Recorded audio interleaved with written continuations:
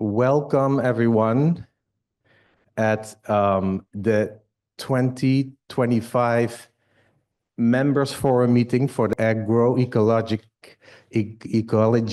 that's a very difficult name, Transformative Partnership Platform. Yes, oh yeah, thank you. I'm not sure if that's an applause for me. I've been practicing and then I still didn't get it right. So my name is Tjerk. Together with Soledad there in the back, we will be your spiritual guides for the upcoming 4 to 5 days. I just want to say a quick thank you for all being here. Some of you having traveled for quite a few hours. Some of you might live around the corner. We also have some virtual participants that so also welcome to them. A special welcome to the government officials that were able to take the time and join us here today. Before we get started with all our other speakers and participatory exercises discussing agroecology and today especially co-creation of knowledge, I wanted to invite our first speaker for the opening remarks, which is Dr. Tuan from the Vietnamese Academy of Agricultural Sciences. Excellency Mr. Chan Sarit, Under-Secretary of State of the Ministry of Agriculture and Forestry and Fishery, Cambodia. Madam Panzuela Israela, Secretary General, ASEAN Farmer Association for Sustainable Rural Development. Mr. Sinclair Fergus Loy, Leader, System Science, ICRAF, Ecology TPF Convention. Distinguished guests, colleagues, friends, ladies and gentlemen. On behalf of the Ministry of Agriculture and Environment of Vietnam, I warmly welcome you at the 2025 annual meeting of the Agroecology Transformative Partnership Platform in Hanoi. As you know, food is a basic human right, like air and water. Globally, around 733 million people go hungry mainly because of conflicts, weather shock, inequality, and economic downturn. Over 2.8 billion people cannot afford a healthy diet. Malnutrition in its various forms exists in all countries and socio-economic classes. In Southeast Asia, in 2022, the proportion of the population unable to afford a healthy diet was 36.3%.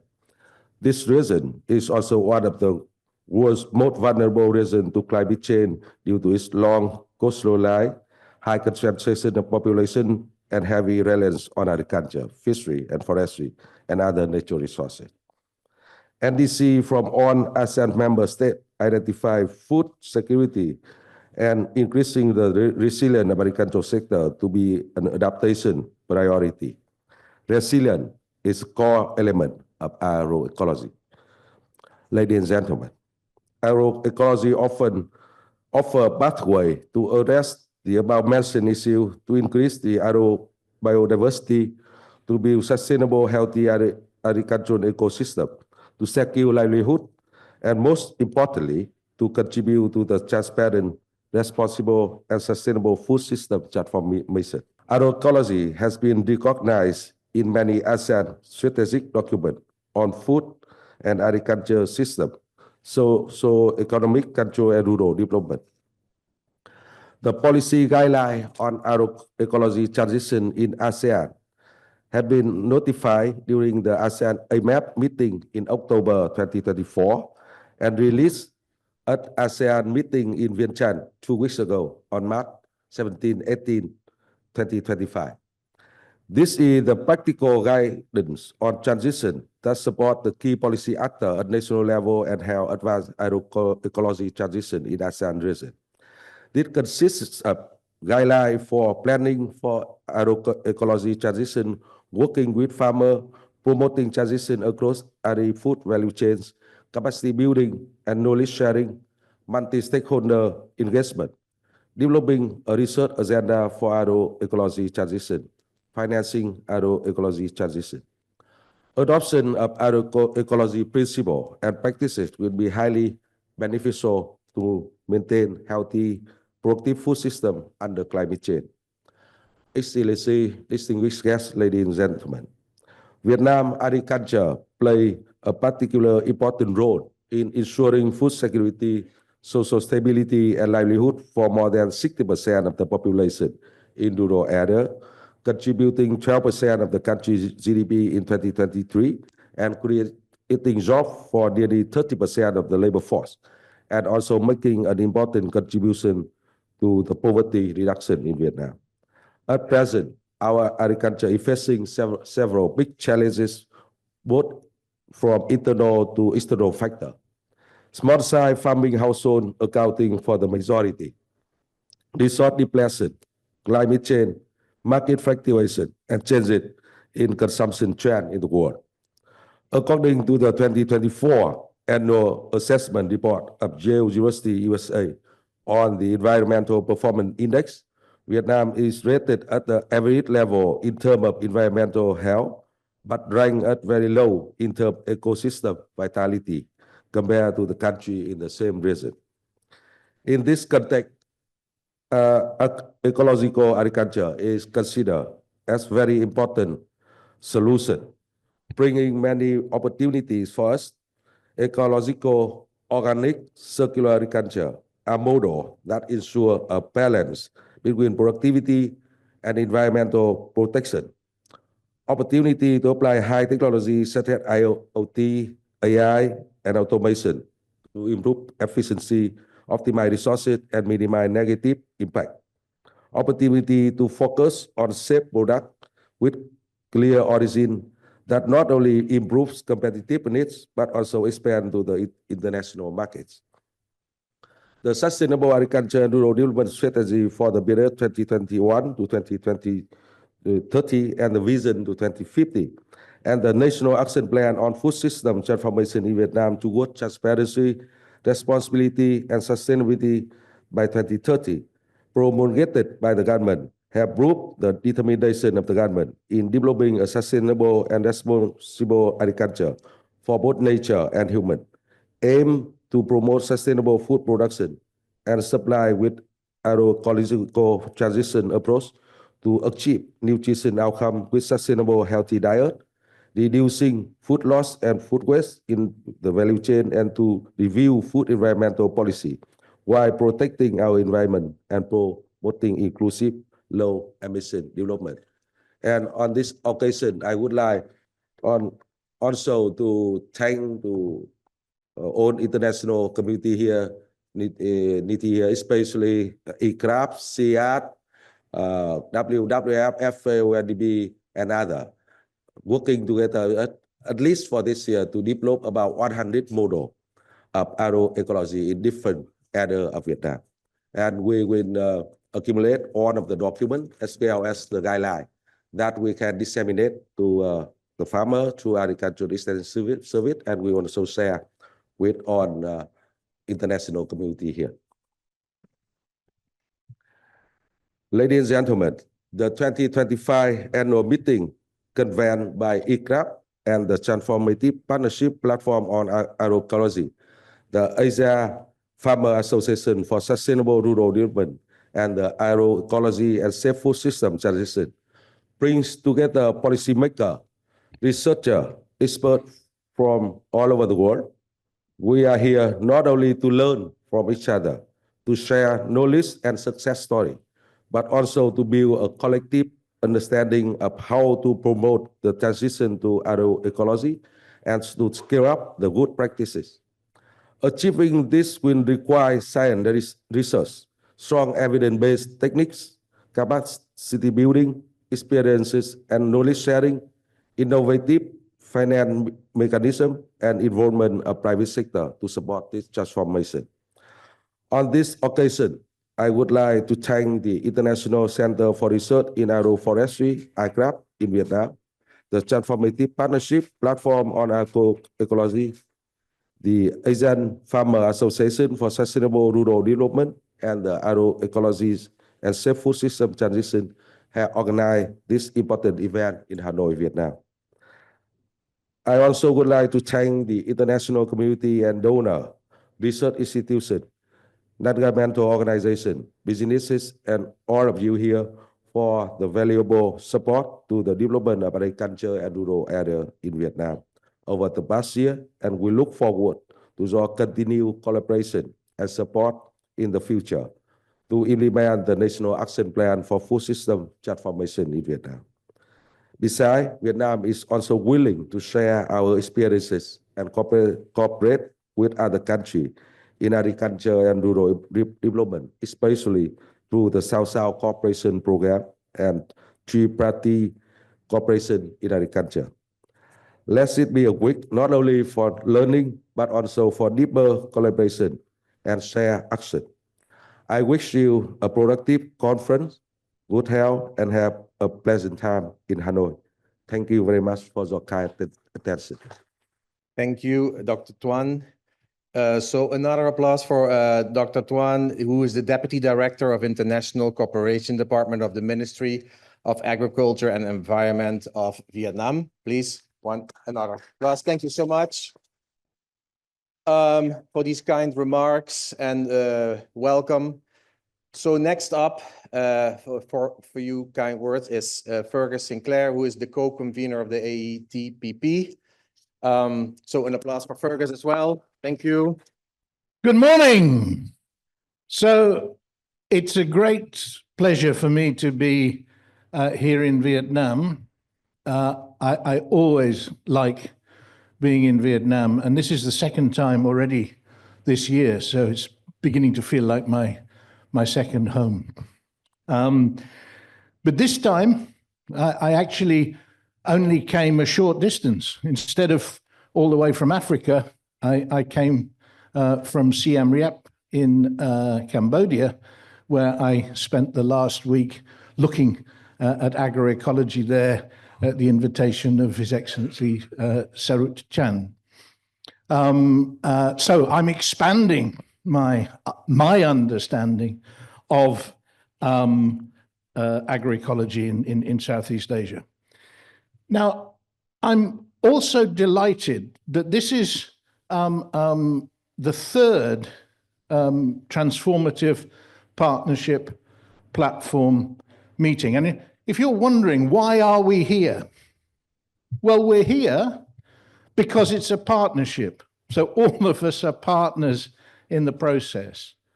We're here because we want to be transformative, not just talking about agroecology, but making things happen. And we're one of many platforms.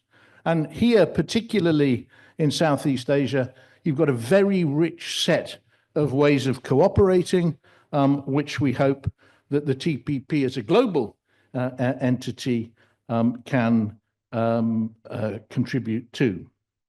Now, this meeting was co-organized, and I'm looking at Esther Penunia just here, with the Asian Farmers Association. And that's really, really important because farmers are at the center of agroecological transformations and transitions.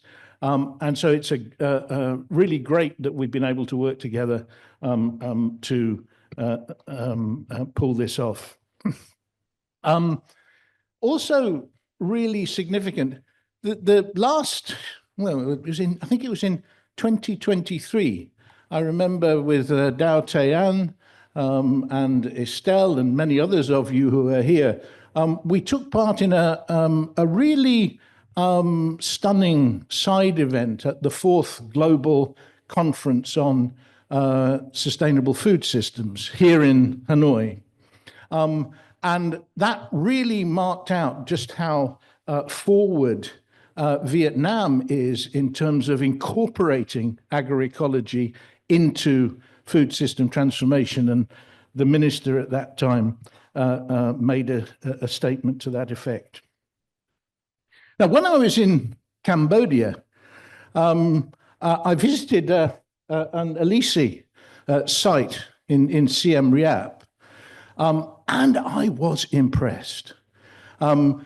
not just the connectivity that's linking all these different initiatives that are going on in the region, but the fact that they had just about everything that you could expect to see in a food system transformation through agroecology. There was a focus on food security and nutrition. There was agroecological intensification. There was looking at developing value networks, markets. There was a focus on reducing food loss and waste. And there was the development of local stakeholder processes and governance in order to keep the whole thing moving. So this is a really exciting moment. We've got a wonderful set of organizations that have helped put it together, including Asia, Malika, and not to forget real thanks that are due to ICRAF, both the TPP Secretariat in Nairobi and around the world, but also the Vietnam office here in Hanoi. And they've really pulled the stops out in order to make it happen. And I don't know about you, but I'm really impressed by how it's all starting out. So we are here to do important things. We're here to make co-creation happen, not just to talk about it, but to think what are the ways in which we can really build it in to the way that things are working. We're here to explore resilience. There's a fantastic field trip on Wednesday. And then as we move towards the end of the week, then the focus is more towards policy. So there's something for everybody, and it's participatory. So we really need you all to be taking a full part in what happens, articulating what matters from your perspective, whether you're a farmer, whether you're a policymaker, or whether you're a researcher. So thank you very much, and I hope that you all have a fantastic time over the next week. Thank you. Thank you so much, Fergus, for those kind words. Another round of applause, like for Fergus again. Yes, you can do it after those wonderful opening speeches and a great photo moment. We're starting off the actual work. And before we do that, we just want to give a quick overview, Soledad and myself. So again, we're the facilitators for this event, at least until Thursday. Friday, there will be other facilitators, so you won't have to see us anymore, or at least me. So we wanted to start just setting the tone a little bit for what's up, what we're going to be doing these upcoming 4 days, especially. Well, I promise you I won't read through this, but just as a quick reminder. So in general, the annual members forum meeting objectives are about progress evaluation, about global community building. Some of that Fergus already mentioned. Needs assessment, the collaboration of the framework, innovative science, and the exchange of ideas and co-creation of knowledge. And this last one is specifically or particularly important for what we're going to be doing today. So zooming in a little bit on this annual forum meeting, we're going to be looking at the participatory research and innovation, which is, again, specifically looked at on day 1 today. We're going to be talking about policy. We're going to be talking about finance, which is on mostly, not only, on Thursday. We're going to be having conversations about climate resilience as well, and generally talk about the progress of the platform and what has been working, what might need some improvement, and what are some of your recommendations, as Fergus mentioned, from your perspectives, from different points of view, that the platform could not only improve off, but also build off, right? Like, what should we continue doing and what should we do different? So this, in a nutshell, these are, let's say, the objectives for this year's forum. And especially mention also a lot of the conversations based on some of the outcomes of last year's forum. I'm not sure if everybody was there. Last year's forum is looking at these topics through a farmer's lens, farmer-centric. So you'll be hearing that a lot, not only from me, but I hope from all of us. So really using a farmer-centric lens when we talk about these topics. So just a quick overview. Sorry for that. Just a quick overview. So day one, methods and approaches for transdisciplinary co-creation of knowledge. So today is focusing on the co-creation of knowledge, right? Then tomorrow, it's more about reflecting on the progress of the TPP projects. And again, what has been working, what needs improvement, what kind of suggestions and recommendations for actionable strategies does this group have to do things even better. Then day three is the field trip. There's going to be 2 groups. Won't go into the details now because tomorrow Tan will be sharing with you more of the details about what will happen on Wednesday. And then on day 4, and that's the last day of the actual forum, we're diving in more into policies and finance for mainstreaming agroecology. And then on Friday, then there is the regional asset multi-stakeholder policy workshop, which will be is obviously related to what we'll be discussing here, but it will be led by other facilitators at that point. But we just wanted to bring it up here, obviously. So I'm not sure exactly who of you will be in each of these days, but this is just the overview of the 5 days. Before I go into what we do today, are there any quick questions on that? Concerns? No, is that all clear? Okay. So then today. So before the health break, we have a few presentations after what we're doing now, right? After these setting the tone for the members meeting.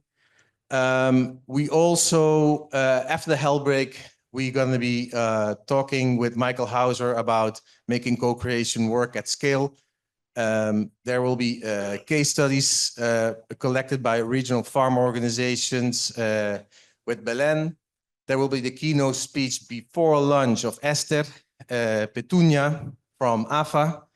And then after lunch, there will be, without going into all the sessions, there will be more of the participatory exercises in which we're going to ask you to break up in groups. We already have put up some materials around the room, and you'll find out more. There will be more facilitators in the room then that will be supporting the groups as well. But there will be then a lot of reflection on co-creation of knowledge from different perspectives. Right? So before lunch, it's a little bit more presentation focused, maybe. Not only, there will be some group work as well. And after lunch, it's more let's say workshop heavy, right? So we're in a forum where there's a lot of workshop. It's not only a sit shop. We're asking you to do some work.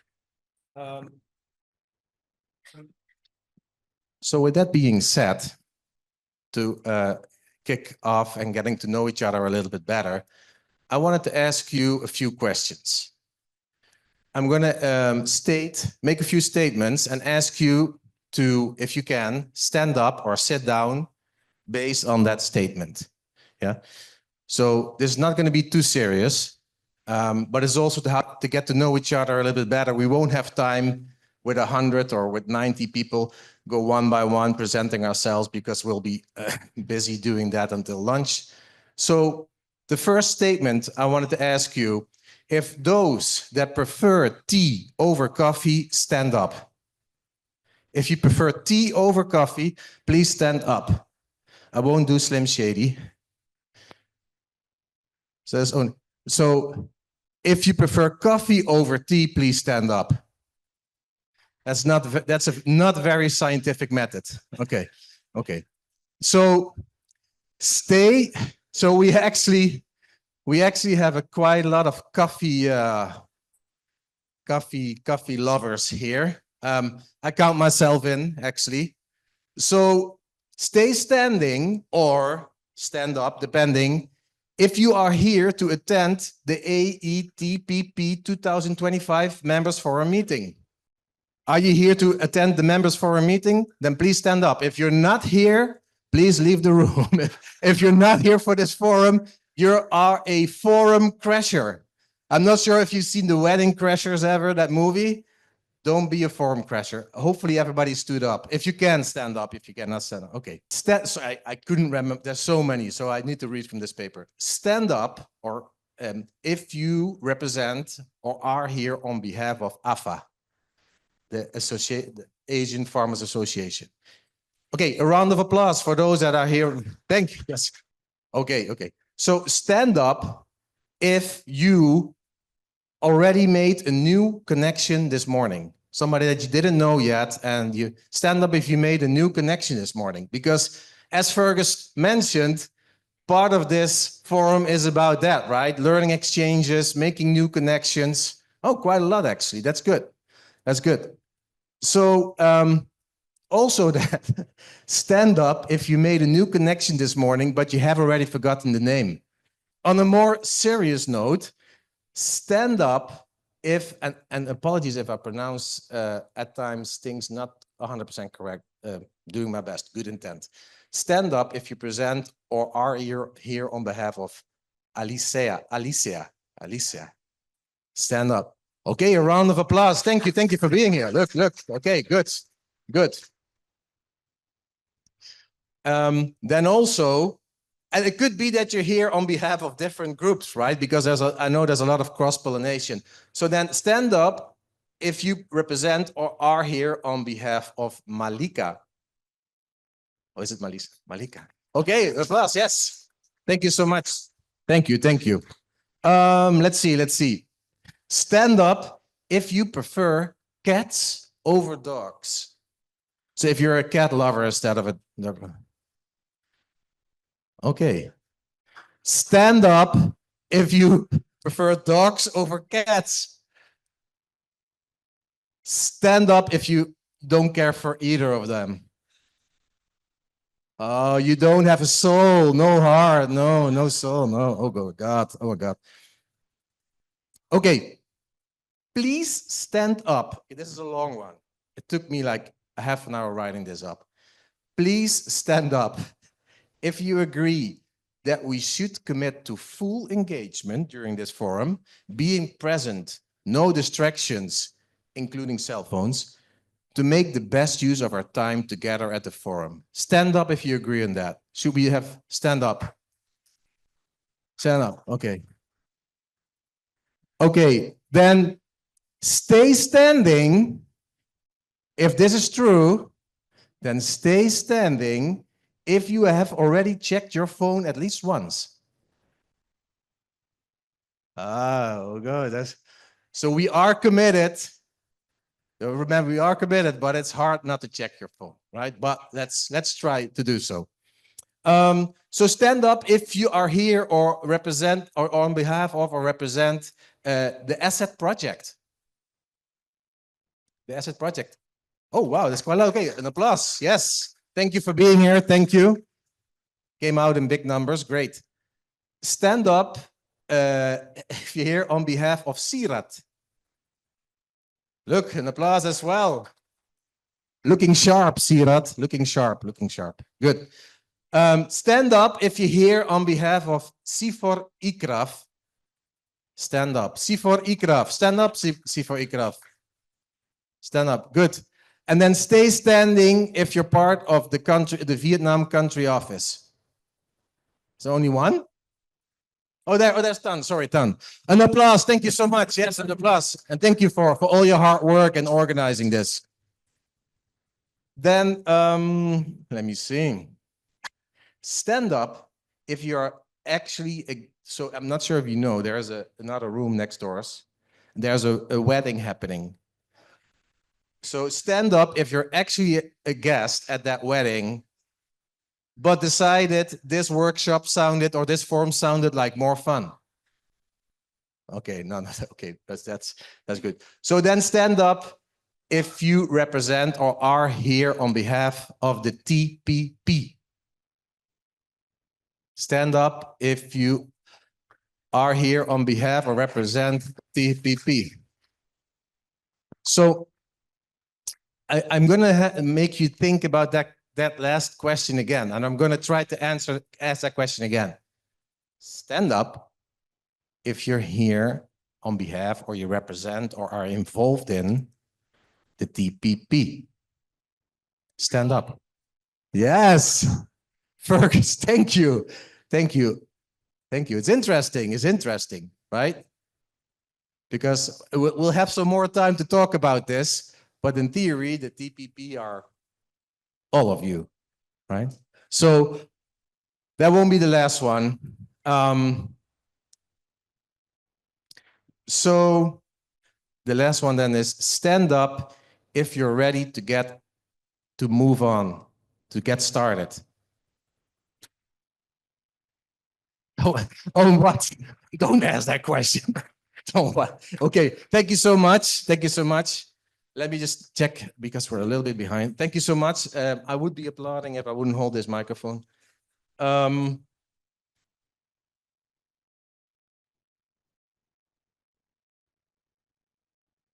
a real Dutch, I need to be on time.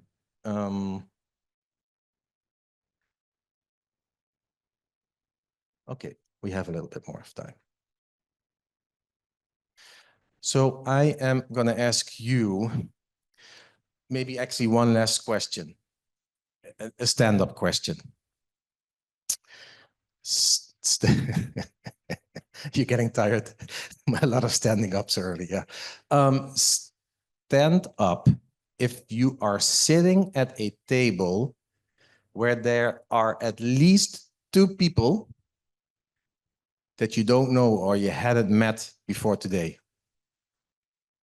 Yeah. So stand up if you're sitting at a table where there are at least 2 people that you hadn't met today. Okay. Just to see a little bit like, you know, because we tend to sit with people we know. So it's good to understand. Okay. So I'm going to ask you, Solid, how much longer do we have for this session? ¿Cuánto falta para eso? 30. Oh yeah, okay, so we have time. So I'm going to task each of the tables with a task, just to say. I'm going to ask Nelly and Anne, please, to provide each table with a half-sheet white paper, those that we got this morning. And I wanted to ask each table to draw, not write, to draw a picture that represents the identity of that group at that table. Yeah. So not like a picture per person. No, as a group, what unifies us? What do we represent? Draw on that paper and also then write your names on it. So later on we knew who the best drawers were.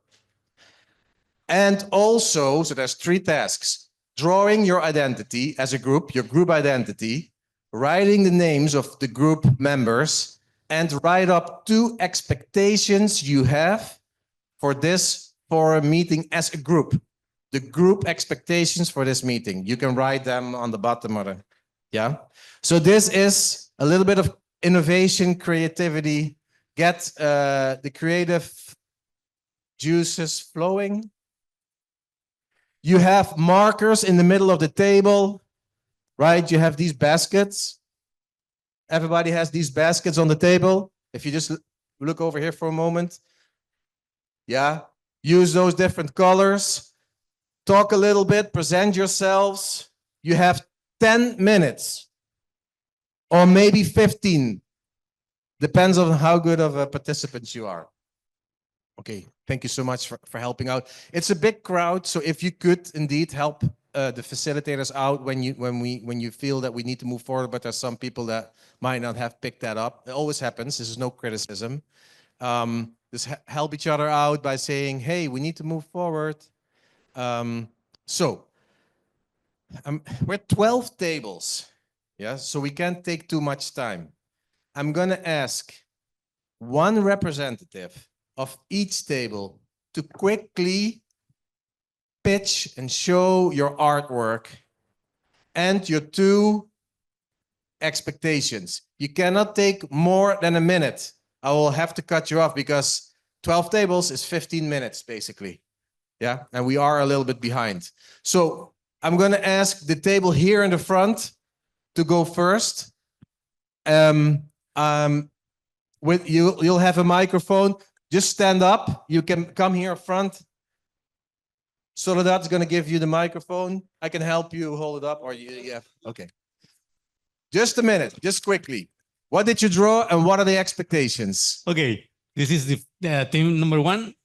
Our drawing connects 2 different ways of knowing. On the right side, you will see a symbol of @ using emails. And on the left side, you see a symbol of, which is very common in indigenous cultures all over the world, connected by the infinite symbols representing different plants, corn, trees, potatoes, and rice. And in the middle, participation of genders, males and females. We are Francisco, Alexia, Mai, and Diego from Italy. And our 2 objectives, connecting and co-learning. Thank you. Okay, thank you so much. Thank you. Okay, next table here. Just quickly, 1 minute, and I'm going to ask all the other tables, just because we're a big, happy family and group, to kindly pay attention. This is the symbol of our group. If you see, there's a hat, a symbol for a farmer, and the seeds for flower. And this is the organization. And the seeds are connecting every organization in Asia and the whole world, actually. And our expectation, build partnership and sharing lessons. Shagrul, Iris, Pot, and Marian. John. Yeah. Okay, beautiful. Thank you so much. This group here in the back. This group in the back. Okay, here's the microphone.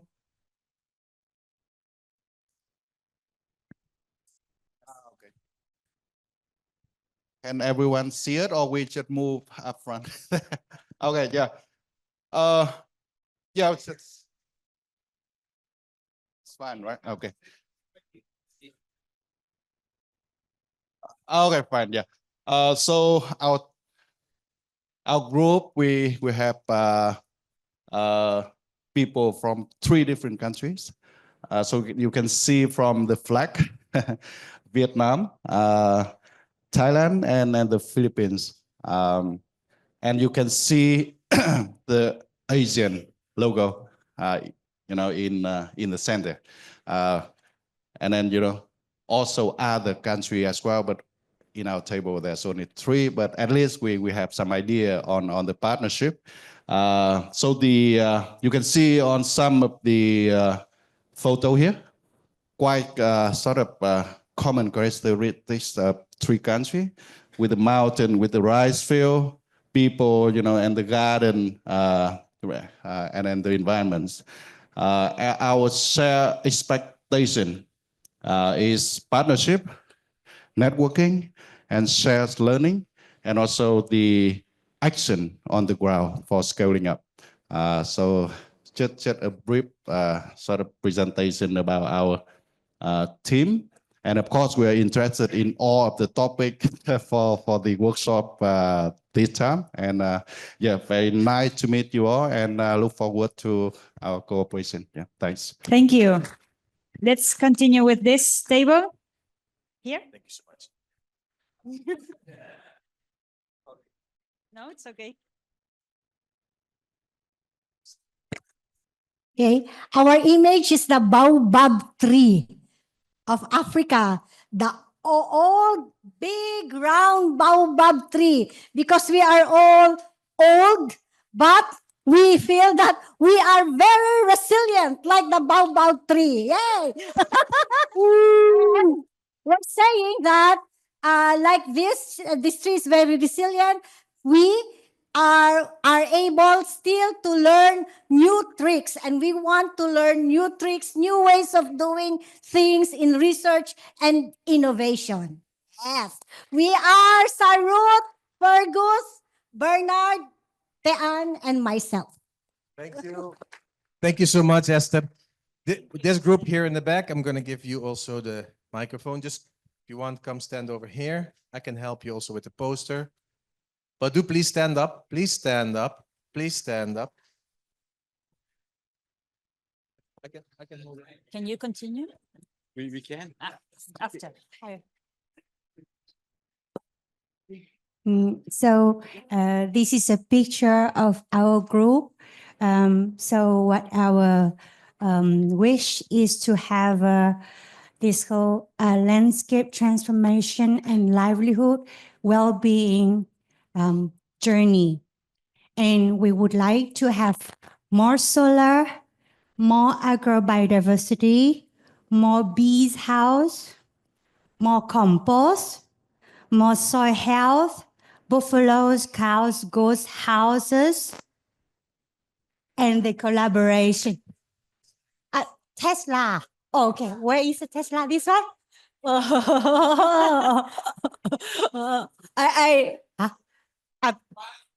Teddy Life. Well, the group has one Jean from France, and the rest are Vietnamese and Laos team. Thank you. Thank you. Let's continue with this table. Thank you so much. Let's see. Let's see. Okay, so the image is about the same without the Tesla over there. So we also have a kind of mountainous landscape, typical from the Southeast Asia. So with the idea trying to better link research and farmers, better link crop and livestock system, but also agricultural and food system. So we have the researcher working together with farmers towards a safer agricultural and food system. So for healthier, for sure, in Vietnam, and also increased integration between the livestock, the buffaloes, the fish pond, and the plants. So we didn't put the name of the different people around the table, but we called ourselves Pro-Food, so participatory research for safer agricultural and food system. And what we're expecting is increased connections for sure, and also action plan. Action, we want some action. Thank you.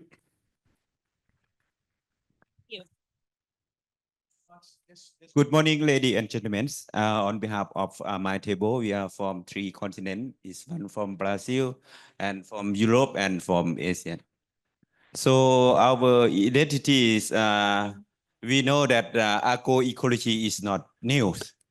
We are come here for learnings and to look at the evolution. And of course, we have to feedback and exchange.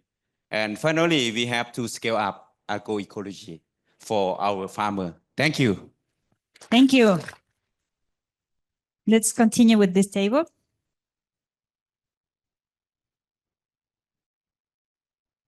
Thank you.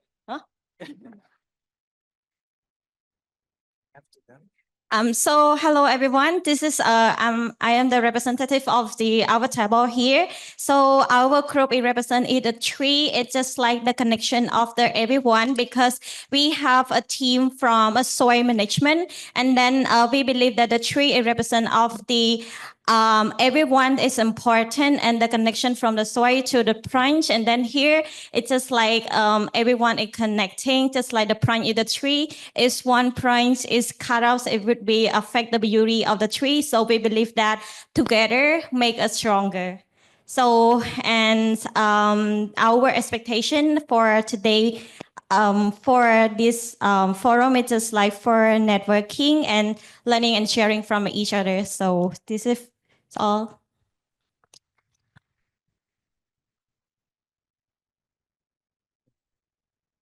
Thank you. Hi, good morning. The majority of participants from our group is from Laos, so we use this very arrogant and aroma national flowers of Laos, Dok Champa, as our group, that we come from different agencies, particularly from the governments, from different projects, from CSOs, from private sectors, and also we represent others from our countries as well. We hope that this platform could help us to have stronger partnerships and networks in agroecology, and also we do have to see more innovative information exchange and lessons learned from these platforms. Thank you. Thank you. Let's continue with this table.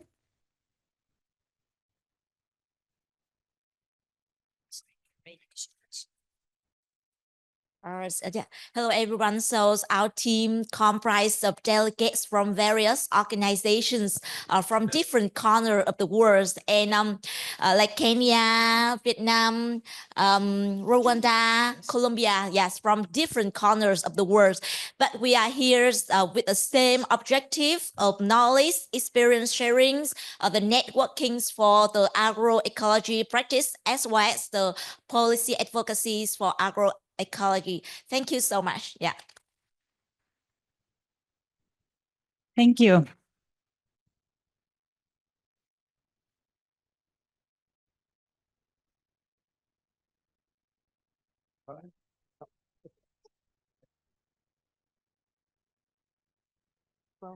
Good morning, everyone. So, for me and Jack here, we are the group of 6 people. For me, to visit Somsamai himself, and Estelle, Andrew, and Tipapon. So we come up with a big, I think most of you will know, right? Pizza. So it's about food security, right? And somehow, for sure, the European people will say, yes, good nutrition. So the pizza is come off with the, the round. It's about the small round here is the government, representative from the government, and the green one is asset, and the outer one is the liquor.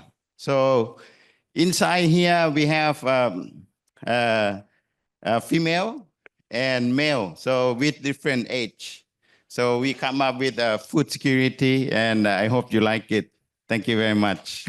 Thank you. Let's continue with this table here. We all know pizza. I know, too much. Do it here. So you after that group. Okay, good morning, everyone. Yes, so we started with drawing a landscape initiated by ICRAF, of course, for a lot of trees, etc. But we are quite a mixed team with ICRAF, CIFOR, SNV, the Alliance, and APARI, serving farmers. So mixed landscapes with crops, with rice fields, houses, chicken, fish, etc. With people inside, with people serving, talking, communicating, etc. 2 key expectations: one, share and learn, and the second one is also to learn and see what we can get out of this meeting, what's in it for us, and how do we link up with others. Thank you. Oh, documentation. Okay, thank you so much. I think those were the 12 tables, right? We got to know you a little bit better now and heard about pizza. That's the main thing that stuck with me. So moving on, there we have 2 presentations or welcome remarks as well. Starting off with Do Anh from the Vietnamese Academy of Agricultural Sciences. So an applause, please. Thank you so much. So good morning, colleague, friend, and I think that on behalf of different organization, people, member of TPP and agroecology movement in Vietnam, we would like to say welcome all of you to be in Vietnam for 1 week to learn about agroecology. I think that this is very great moment for Vietnam. So briefly, I'd like to share a little bit more details on than the welcome speech this morning of the ministry about how Vietnam encourage agroecology and then insert in the agricultural strategy the development. You know that Vietnam is, we have very few land, a lot of people. So the area of rice per capita in Vietnam is just only half hectare in general. Yes, very, very small. So food security is a priority. So during the last 30 years of innovation, we emphasize on the agricultural intensification with the green revolution, breeding using new varieties. But still now we still have 80% of near to 9 million of household, and 80% of them is very small farm and based on rice. And currently we produce about 28 million tons of rice, not paddy, rice every year. So this is equivalent of whole production of the whole African continent. This is, you imagine the intensification level of the Vietnam rice system. So the average year is about more than 6 tons. And we still export. And even during the difficulty period of COVID, and even last year with a very large negative impact of typhoon Yagi, destroy a lot of part of agriculture production, but we still established a record of 62.5 billion of agricultural product exported to the world. So this is still recorded. So we think that this intensive system in agriculture may be good for food security and also partly contribute to the world food security. We export a lot to Asian country and also African country, but we have to pay a lot of, we can say a lot of environmental cost. Firstly, the high use of chemical fertilizer, and we are amongst the highest user of the chemical in the rice in the Asian country. And secondly, water. We need a lot of water and irrigation system. It's a long irrigation system from government since 60 years more. But we are facing the challenge of the water securities in the context of climate change now. Also, the reserve intensive system also cause the high emission of greenhouse gas. So agricultural sector still emit about 25 to 30% of the total greenhouse gas. This is a high number, and majority of them is coming from rice system, because you know that irrigated rice is a cause of high emission. So we can see a lot of new problem for the agricultural system is ecosystem health, soil health is reducing. Also biodiversity use in the production is also reduced, and water security is very low. Some estimation of international research classifies that Vietnam classified number 64 in terms of water securities. That's been risky. And low level of integration at the landscape level. We have a lot of small farm, small business, etc. But the local organization still limited. So difficulty to establish a collective action, and also some negative impact on the nutrition and safe food.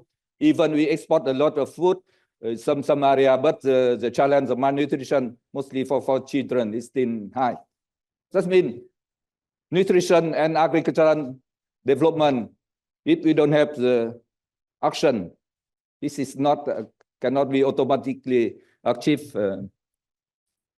So as in our previous speech of the ministry, the agroecology with the 13 principles proposed by TPP, by the World movement of agroecology is adopted by Vietnam, and we already insert in the strategy of new rural development and agricultural development for the period 2030. And for this, we already have some different policy.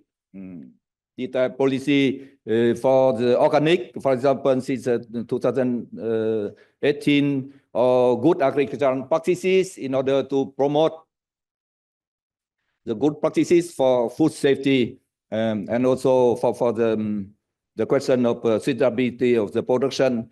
We are also promoting the use of bioinsecticides and reducing the chemical use. The objective is that by 2030, we can reduce 30% of the chemical insecticide. Also, we are promoting in cooperation with the FAO on the integrated plant health management. It's a new approach evaluated from the IPM in the past for good practice in the plant protection. Also, newly, 2024, we have the national project on promoting soil health and also plant nutrition. Farmer, in reality, they use excess of fertilizer when the fertilizer price is low, because Vietnam can sufficiency on fertilizer, so farmer use a lot excessive. So we also have a very high commitment for the low carbon agriculture. So the example of the national project on 1 million hectares of high quality rice and low carbon in Mekong Delta up to 2030 is very ambitious project, working with small farm and good agricultural practices. Also, recently we have a diverse policy promoting circularity in agricultural sector and rural area.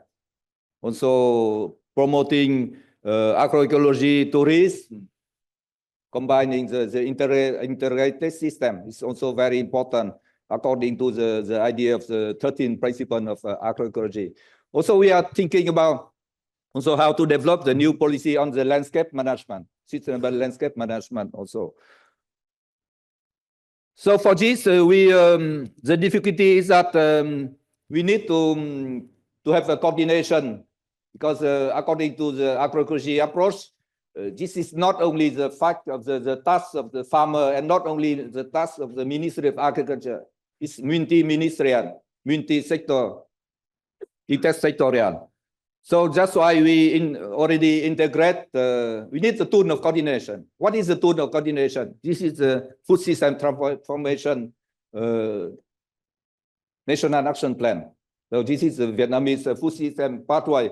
And we try to integrate agroecology as a main approach, methodological approach for in the food system, and combining with another approach more consumer-driven is accessing to healthy diet that we work with CIFOR in Vietnam since several years. So here we in the National Action Plan, we focus on the reviewing your own policy standards. Also, we review all of input system to reduce also chemical and non-appropriate product, replacing bio solution.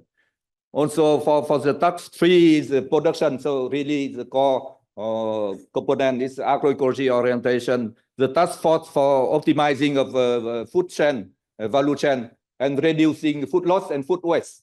Because the food loss and food waste, when we produce a lot of food and export, we don't pay attention for the loss during the value chain, also in the consumption. So this also contribute to the high emission also. And the last one is not least is sustainable consumption and nutrition. The policy is very nice, but how to bring this for local level to farmers? So this is very important. And we can see that for realization of this kind of project, we have a lack of capacity of local level for multi-sectorial coordination and integrating different program and outcome economic development, environmental, low carbon, nutrition, and also GDP, contribution to our GDP from the agriculture sector is also very 14%, 12 to 14%, but it's very important for Vietnam. So there are a gap of knowledge and innovation that the contribution of different organizations is very important. And also lack of financial and resources for this kind of cross-sectorial. And also things that not enough communication at the society level. So as I already mentioned that agroecology is not only farmer, not only minister of agriculture, it's related to the whole societies. And consumer is very important. So we need more communication and the need for capacity building, training, sharing knowledge, information, and we need, for going fast, we need a support exchange of information experience at international level. It's not in the country. So it's very important. So just why we would like to thank the participation of all of you here in Vietnam to share.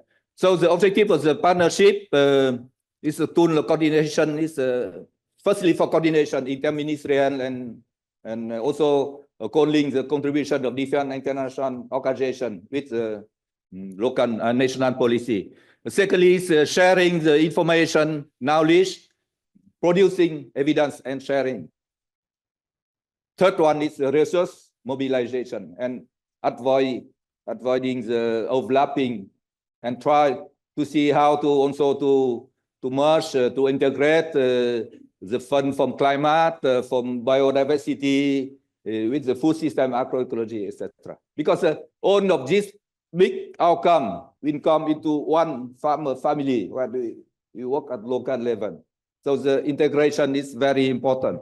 So here we, in order to respond to the 5 tasks of the national food system, we the ministry decide to propose to create 5 working group, technical working group. This is the door for the different research, university, civil society, farmer organization to contribute, and international organization to contribute to the food system in Vietnam by the different initiatives. So the first one is on the policy and governance across ministry. Second one is agroecology, related to our meeting today.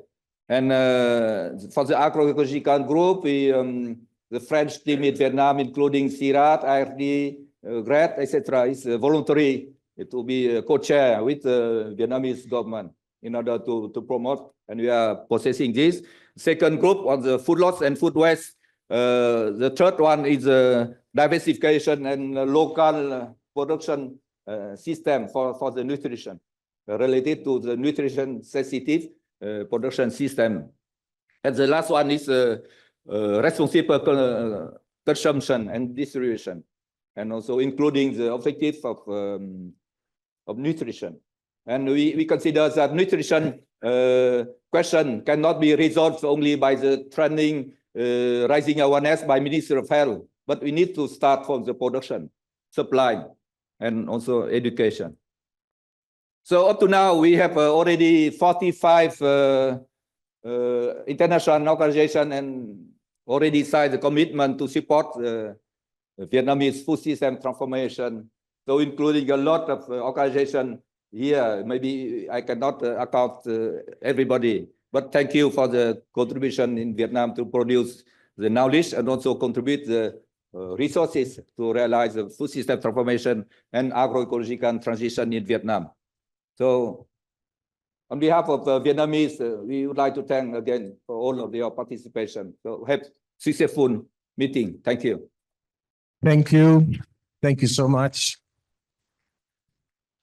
Thank you. A handshake and this. Okay. Thank you so much. Again, a huge round of applause for Professor Dr. Do Anh Tuan. And with that, we move to the next speaker and session with Bernard Triomf. Good morning. Buenos días. Bonjour. Actually, the title here, it's too bad it lasted long. It's not what I'm going to talk about. I was going to think about this, and then I said, maybe it would be nice to introduce. How do I move the slides from here? It would be nice to make sure that we all know what the TPP is. Remember the TPP, Transformative Partnership Platform.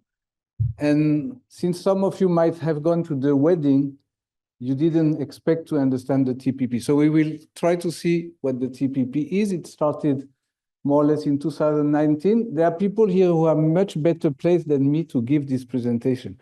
So if I say anything wrong, I look at Fergus, but there are others. Please restrain from shouting at me and just correct me when it will be. It was launched officially in 2021. So you can see it was a lot of CG, CIRAD, INRAE, they talk, deciding that they wanted to do something together.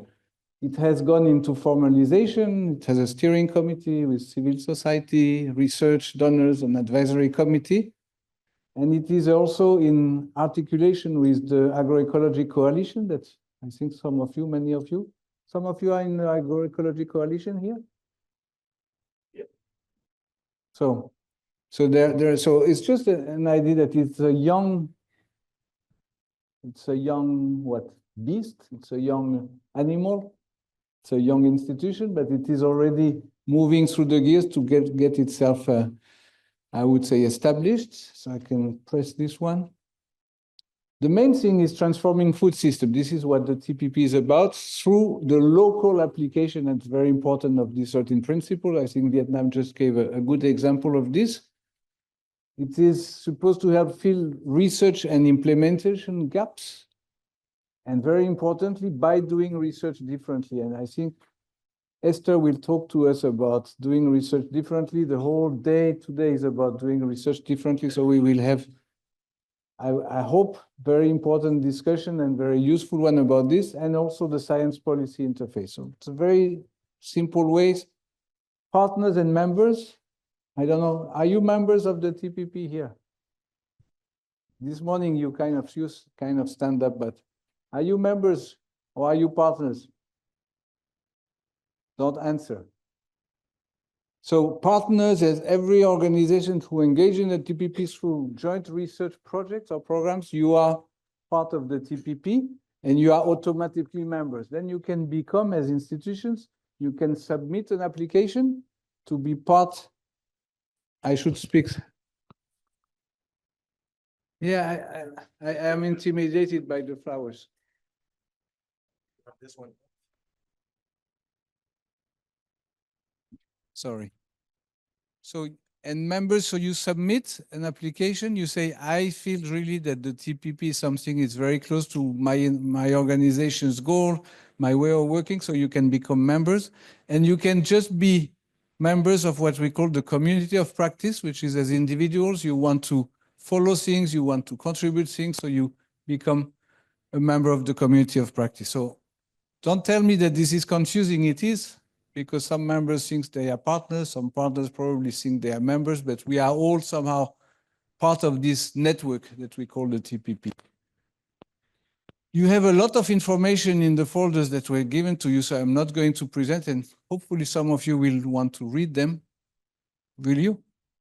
Yes, she's smiling because she thinks she will read them. So you can find a lot of these things in the folder. You can see the idea of a global network with all kinds of different institutions that are related to the purpose of transforming food systems. You can see different types of topics or domains, we call them in the TPP. And what is really important is the TPP somehow is a portfolio of people who come together to implement projects. So we have what we call integrated projects that have been developed, designed within the TPP itself. You can see a few examples here, and you have what we call aligned project, which is projects that were designed from outside, but they share with the TPP a number of key objectives, a number of key principles. So all this information is in the newly designed web, Fabio. You will probably share sometime the links. So I'm not going to talk about this. This is the link between the topics. Yes, you have a little card with the QR code. Sandhya, where are you? Is going to present this. The idea is that there are many projects who touch many different topics, and this is kind of a mapping saying which projects focus on which topics, but you have also many cross-cutting projects. So again, if you want to know the TPP, you have to look at this portfolio of projects. And there are so many of them, and as we know, projects have a tendency to be silos, so sometimes we don't realize that all of this contribute to this overall research and implementation gaps that all these projects are trying to cover. So the portfolio is in constant evolution. You have big things that have finished last year, the Agroecology Initiative, viability orders, and big things that are starting, like the, what is it? Regional multi-actor research networks, RMRN in Africa. You have the multifunctional landscape. Some of the people are here. So, I mean, again, the projects come and go, as we know, but the overall idea that they all contribute something to this long road to transformation is part of what the TPP does. It has organized based on feedback and suggestions from the members last year, dialogue series, one on doing science differently, one on transforming food systems. These are webinars, one on measuring what matters. So it's, I think it's about 3 hours. I don't know where Fabio is. It's about 3 hours with presentation, discussions, breakout groups. So it's a way of creating and making sure the sharing is happening. It contributes, it goes to many different international arenas in which agroecology is, being promoted, being fostered. Fergus already mentioned there were some Connect Days here in Vietnam in January.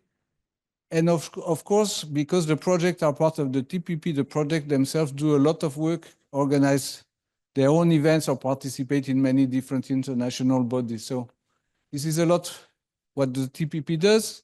The forum meetings, Jörg presented something. We review the overall progress. We discuss research finding and knowledge. We set priorities. Obviously, we share with network. The first one in Montpellier, I don't know if you recognize the guy over there. He's here. You can look at him. It was the first meeting, still a bit maybe informal. It was post-COVID, so not that many people traveling. A lot of emphasis on projects and achievements, the science policy interface, capacity building, and then trying to see how the TPP can grow. The last one was in Nairobi last March, sharing achievements, identifying future priorities. There was a poster session, which was a very nice addition to just sharing in plenaries or in breakout groups, success stories. And there were some challenges or some desires put on the table, achieving greater inclusivity, developing stronger local global partnership, which I call myself regionalization of the TPP, which is a global network, but also how it lands in these different continents, country, and enhance knowledge exchange. So regionalization, why do we want to do this? You know, a lot of people in the TPP come in international project, international organization, but a lot of what is happening in transforming food system is at the local territorial level. So how you connect these two, and maybe there is language issue, English is not necessarily, French would be much better, but English is okay.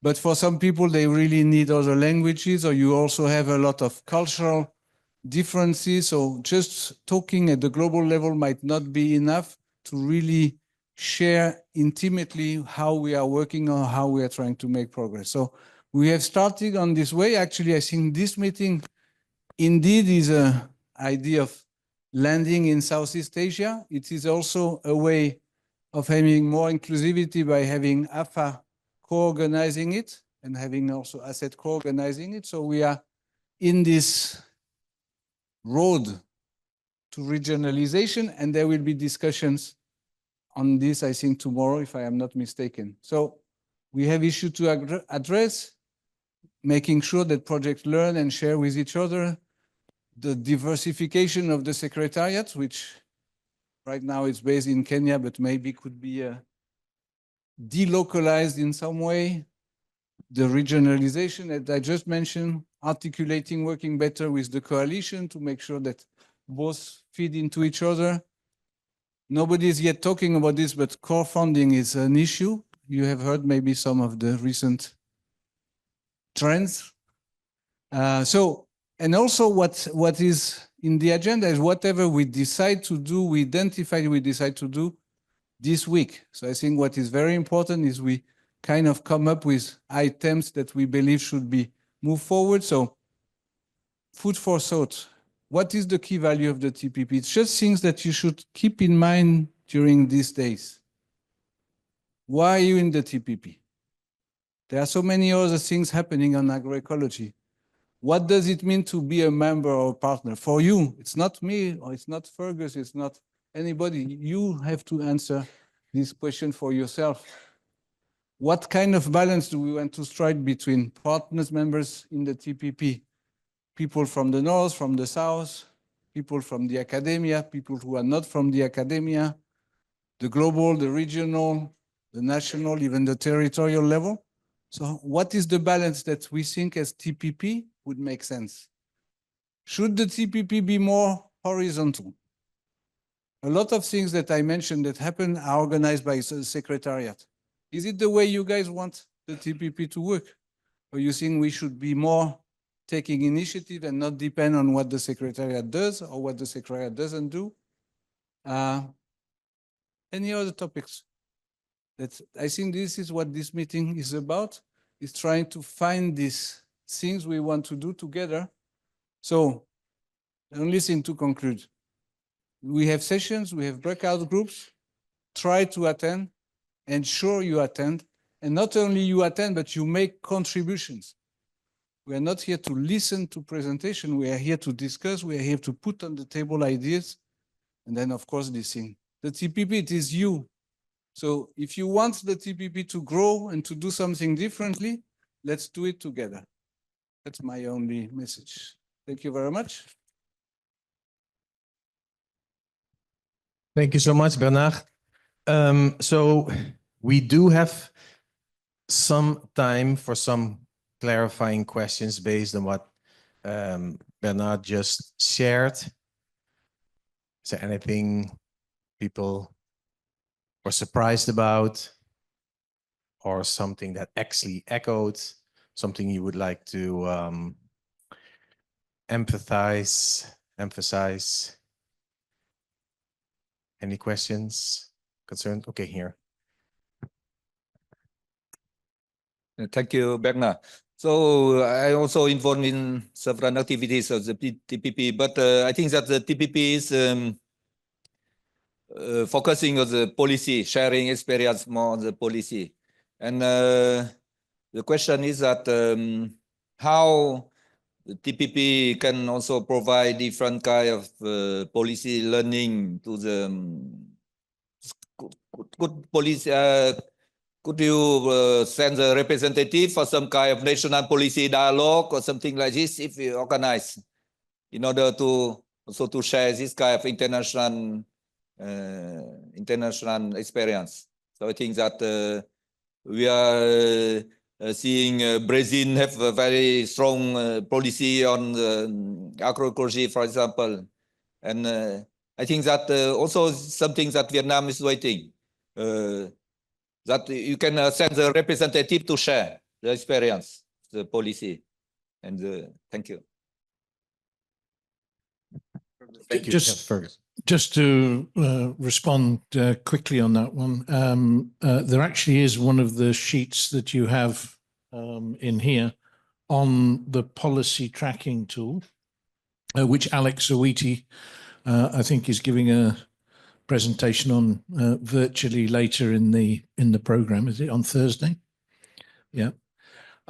So that's an exciting new tool, and Mai Phung, who's somewhere here, is taking it forward in Vietnam. So what that does, it's a web-based tool, but it takes you through looking at the extent to which the CFS policy recommendations on agroecology are being implemented in different projects, and then looking at tracking then what happens. And it has these different lenses. It looks as, what policies are affecting things, both positively and negatively, and what does civil society as well as government do in relation to these elements. So that's an exciting development, and it's action rather than just talking about policies. It's looking at what's really happening and how is it affecting things and tracking it through time. So hopefully we can pick that up on Thursday and then keep following up in terms of practical engagement in Vietnam. Thanks. Thank you, Fergus. We have time for one final question or remark. Thank you very much. My name is Monica Yator. I'm the founder Indigenous Women and Girls Initiative, and I'm also the co-chair Agroecology Coalition. From the first presenter, I realized the challenges Vietnam is facing, like the challenges we are facing in Africa, especially coming from a pastoralist community. The challenge of gap in agroecology innovation, that is the challenge everywhere. Because we said agroecology is a practice, is science, and a movement. The part of practice is still a big gap to everyone, because I've seen from the presentation. So, and lack of financial resources. If we want to scale up agroecology, we need resources. And I saw that there's water scarcity also in this country. What are we going to do as stakeholders here to make sure that the policies that are being developed currently, like in Africa, we have a national agroecology strategy. What are we going to do to make sure that governments, partners support grassroots, especially the small-scale farmers who are 80% in our communities? Thank you. Okay, maybe because this always takes, it's like a diesel engine that takes a while to, like, people actually want to ask questions, but then they might not necessarily feel comfortable yet because we just started. So if there's one final question, burning question that you'd like to ask Bernard or anybody else on in here related to this topic, right? Not about dinner plans, then this is your opportunity. And this then is the final question. Yes, Tateva from Laos. Also, representative of LICA. I think it's just like, I fully agree with the, Dr. Tuan that, the policy is needed. But at the same time, we have to look at different angles. We have AFA here, farmer, association and so on. The best practice that has been accumulated, for the past, many century already, which is best agroecological practice that we need to, embedded those as well. The research that we are doing, it's part of it, but the innovation was, people are practicing the farming, they're not by chance, right? This is the thing that just would like you to taking into consideration, that need to connect the dot, from the, bottom, up to the policy level, because, there are many things that we have already ready in the policy, framework, but, still have the big gap, like from the African, I'm part of agroecological, coalition as well. I think in Laos or in South Asian also having similar. So, let's have look at this together for this, like the next 3-4 days. Thank you. Thank you so much. That's great, and that's a great invitation to everybody. Also, the thing that what we've heard from Bernard, right? This was just a overview or setting the stage of what we will be discussing in the upcoming days, or have dialogue about, better said, maybe. So just quickly, also, that we haven't had a chance yet to introduce here on the wall our notorious sticky wall. It is actually a sticky wall. And I do think it's important to just take 1 minute Now your artwork is up here, but once we have a break, we'll take it off. So what this is meant to do in this occasion, it has many functions. We've called it the nursery, and it's the place where ideas can take root.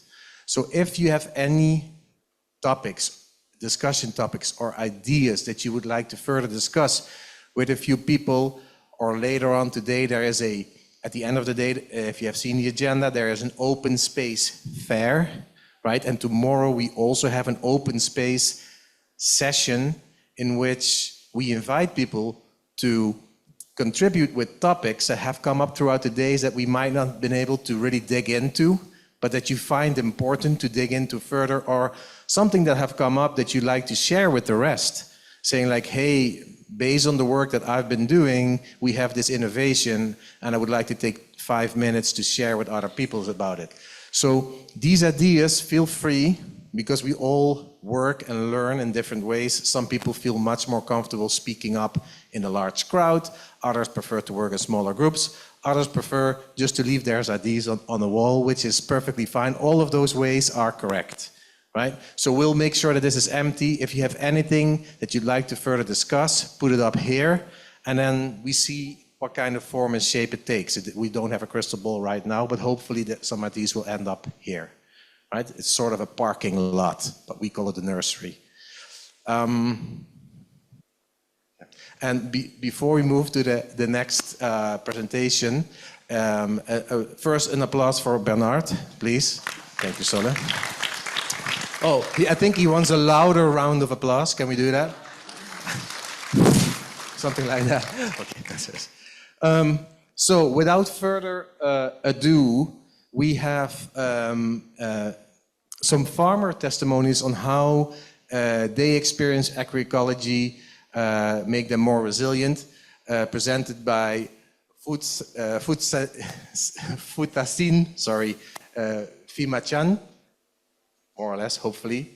And so I invite him, an applause for him as well, to share some of what he's been working on. Yeah. Good morning, everybody. First of all, I would like to thank you very much. This is my first time and on this TPP forum, and I'm very happy that the organizer, see the importance of farmer voice to move the testimony from day 2 to day 1. That's really show that you see the importance of farmer now. So thank you very much for that. Yeah. We would love to bring farmer here to talk about their agroecology practices and how AE can help strengthening to their resilience. And unfortunately, we don't have resource to bring them all here. So we make a video. The video will be a little bit long. It's 18 minutes. I hope you will enjoy it. But fortunately, we have one farmer here, Brother John from the Philippines, and he will, he will also share his voice here after the video. But just want to show brief a little bit about what the video like. So the video will show you the local practices on how the agroecology look like, because maybe some of us wondering, what are we talking about? What's the AE look like in practice, right? So, so the video will show about coffee producer, coffee in the forest, and we'll show you the integrated organic farm, how young people are making quite a lot of money, over almost $40,000 per year from selling products and services in his farm. Quite an inspiring story of a young farmer who devote himself to organic integrated organic farm. And there will be story from a community who have the absolute right to control their natural resource and make their community sustainable and the environment also sustainable as well. All of this will based on experience in Laos, but we will have a couple more from India and also from the Philippines. So I hope you enjoy the video. Thank you.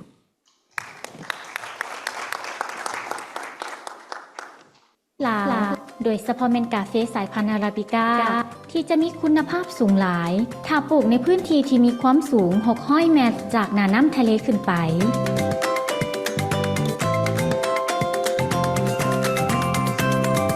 การปลูกกาเฟโดยมีร่มเงาให้มันแม่นสิ่งสำคัญในการเพิ่มคุณภาพให้แก่กาเฟและพร้อมทั้งเป็นการปกปักรักษามันจากน้ำกามเฮาสามารถปลูกกาเฟในป่าหรือสามารถปลูกใส่ไฮเกาได้แต่ควรมีการปลูกพืชที่ให้ร่มเงาผสมประสานใส่เช่นไม้ให้มากถั่วแหและไม้ท้องถิ่นต่างๆ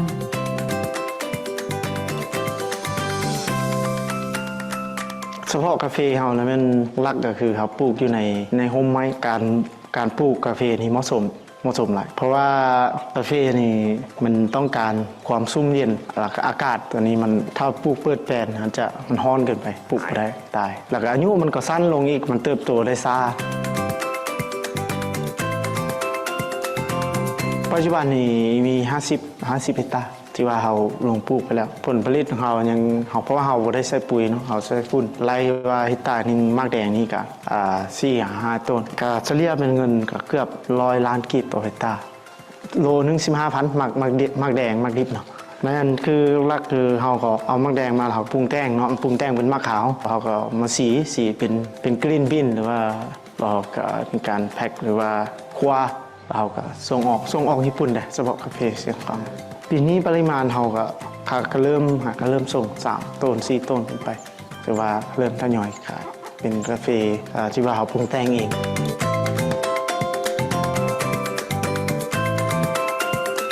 ในนามผู้ปลูกกาแฟการปลูกกาแฟนี่ก็มีผลดีหลายอย่างต้นก็เป็นการรักษาสิ่งแวดล้อมที่ว่าบ่ได้ตัดไม้ทำลายป่าหรือว่าบ่ได้ใช้ยาฆ่าหญ้าสามารถปลูกอยู่ในกองต้นไม้ได้แล้วปลูกพืชอื่นๆได้ซับสามารถได้ผลผลิตหลายๆอย่างขึ้นมาแน่นอนแล้วกาแฟก็ปัจจุบันมันราคาค่อนข้างว่าดีถือว่าปลูกปีนึงมันก็กุ้มใน10หรือว่า20 ปี30 ปีไปแต่ว่าปัจจุบันนี้ถือว่าความต้องการถือว่าสูงประชาชนก็อยากมาหัดปลูกกาแฟถือว่าบางพื้นที่ที่สามารถปลูกได้กาแฟถือว่ามีความสำคัญในระบบนิเวศกสิกรรมซึ่งควรส่งเสริมออกให้หลายกว่าเก่าเพราะนอกจากจะดีต่อชาวกสิกรผู้ผลิตแล้ว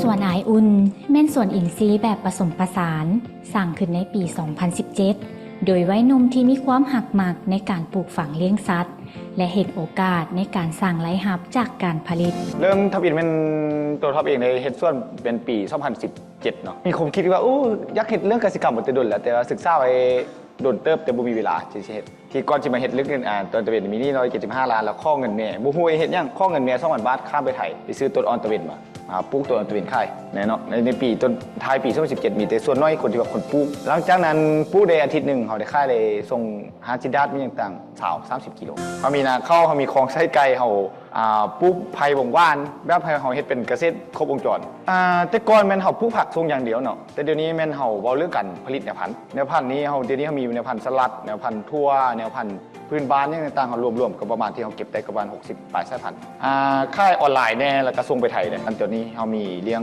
หมูเลี้ยงไก่เลี้ยงปลาเนาะกบน้อยแล้วก็มีปูรูนํมีตัวปลาฟ้าคือเลี้ยงหมูของเลี้ยงเป็นแบบหมูคุ้มเฮาจะเฮ็ดเป็นฝุ่นบ่มอยู่นะฮะเอาฝุ่นบ่มของมันหมูคุ้มมันมาใส่ผักเฮาเศษผักแม่นเฮาให้ขี้กระเดือนเฮาเลี้ยงขี้กระเดือนนำเนาะขี้กระเดือนนี่แม่นเฮาจำหน่ายพันธุ์พร้อมแล้วก็เอาตัวมูลขี้กระเดือนนี่มาใส่น่านผักเฮาแล้วก็จำหน่ายตัวมูลขี้กระเดือนพร้อมเฮามีแคมปิ้งเฮามีร้านอาหารเฮามีคุกกิ้งคลาสนำเฮียนซ่อนเรื่องครัวกินแบบให้แขกต่างประเทศเข้ามาเฮียนแม่นบริการฝึกอบรมพร้อมทุก 3 เดือนเฮาจะจัดฝึกอบรมทีนึงที่ว่าผู้ใดสนใจอยากมาฝึกอบรมเรื่องการปลูกพืชการเฮ็ดเกษตรแบบผสมผสานก็มาฝึกนำเฮาได้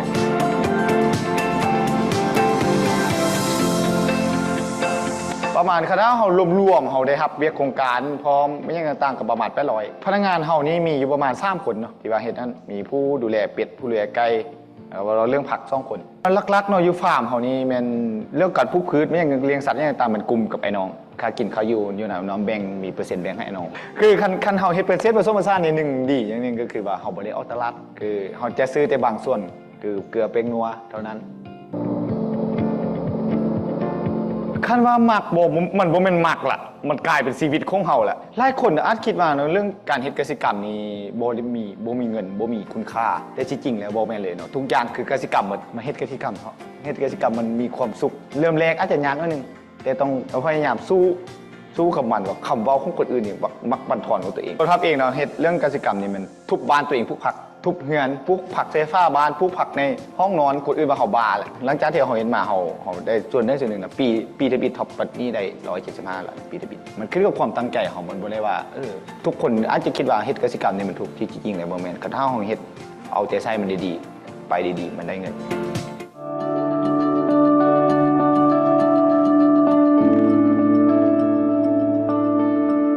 การปลูกพืชอุตสาหกรรมเป็นสินค้าเช่นสาลีอ้อยมันต้นและพืชอื่นๆที่บ่มีการปรับปรุงดินหรือพักดินมันเฮ็ดให้ดินเสื่อมคุณจนเฮ็ดให้สมรรถภาพตกต่ำจนถึงขั้นบ่มีผลกำไรอย่างเลยการปรับปรุงดินโดยการพักดินโดยบ่ปลูกหยังแม้นใช้เวลาหลายปีก่อนที่ดินจะงามคืนในขณะเดียวกันการใส่ฝุ่นในเขตภูดอยแม้นมีความยุ่งยากด้านภูมิสันฐานและเฮ็ดห้องให้ลงทุนสูงฉะนั้นจะเฮ็ดแนวใดดีเพื่อปรับปรุงดินโดยใช้เวลาน้อยและบ่ลงทุนสูงในการซื้อและขนส่งฝุ่นมาใส่สวนแต่กี้ก่อนๆแท้ละบ้านดินตอนนี้ละแม่นเป็นยักษ์หาเนาะแล้วทางเฮาก็มาเฮ็ดเป็นเทือนสัตว์และบุกเบิดเป็นเฮ็ดไห้สลีแต่ปี2010ตอนทำอิฐแท้ละเฮกตาร์นึงก็ได้ 7-8 ต้นแล้วมาฮอดสู่ปี2013-14แล้วทางเฮาเฮ็ดคืนเป็นรอบที่2ละเป็นได้เฮกตาร์นึงประมาณ5-6 ต้นเท่านั้นแหละลดลงหลายได้ราคาเสาเนื้อดินนั่นเนื้อแก่นเนาะแล้วเฮาได้ถ่ายตลอดจะงามสลีนี่นะแล้วเฮาก็สลีนี่ก็ยากแล้วทางเฮาก็มาบุกเบิกเป็นผู้หญ้าเลี้ยงสัตว์แล้วเฮามาปลูกหญ้าเลี้ยงสัตว์นี่เลยเห็นว่ามีฝุ่นมีขี้งัวขี้ควายแล้วมันดินปรับปรุงดินขึ้นงามงอกงามขึ้นแล้วหลังจากนี้เนาะทางงัวควายอยู่แล้วมีฝุ่นแล้วทางเฮาจะค่อยสิอนาคตหน้าทางเฮาสิค่อยบุกเบิกเฮ็ดให้สลีเลยเฮ็ดพืชพันธุ์นั้นต่อไปอีก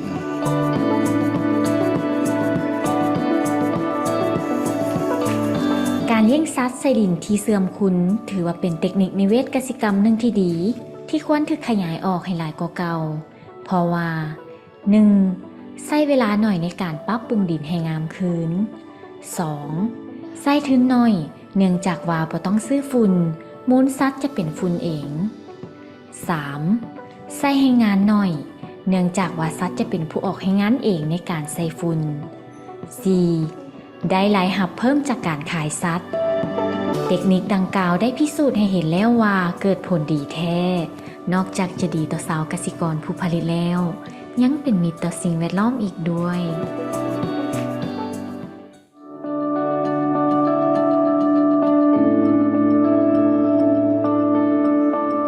ลุมป๋าแม่นภูมิปัญญาชาวบ้านที่ปฏิบัติกันมายาวนานเป็นฮิตของประเพณีอันดีงามที่ชาวเกษตรกรนิยมเฮ็ด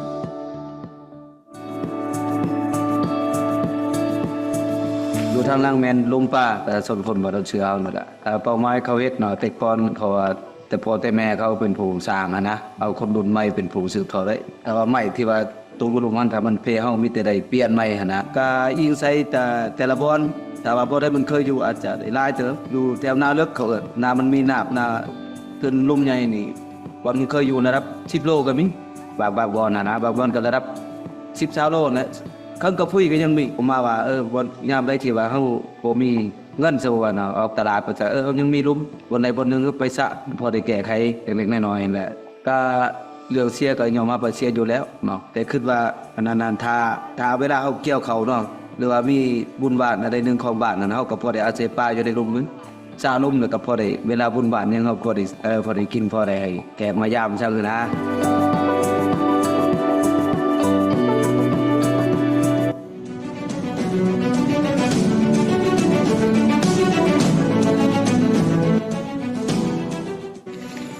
Di mga amon din agian or nakatapo amo an sobrang sirak or tagkuraw.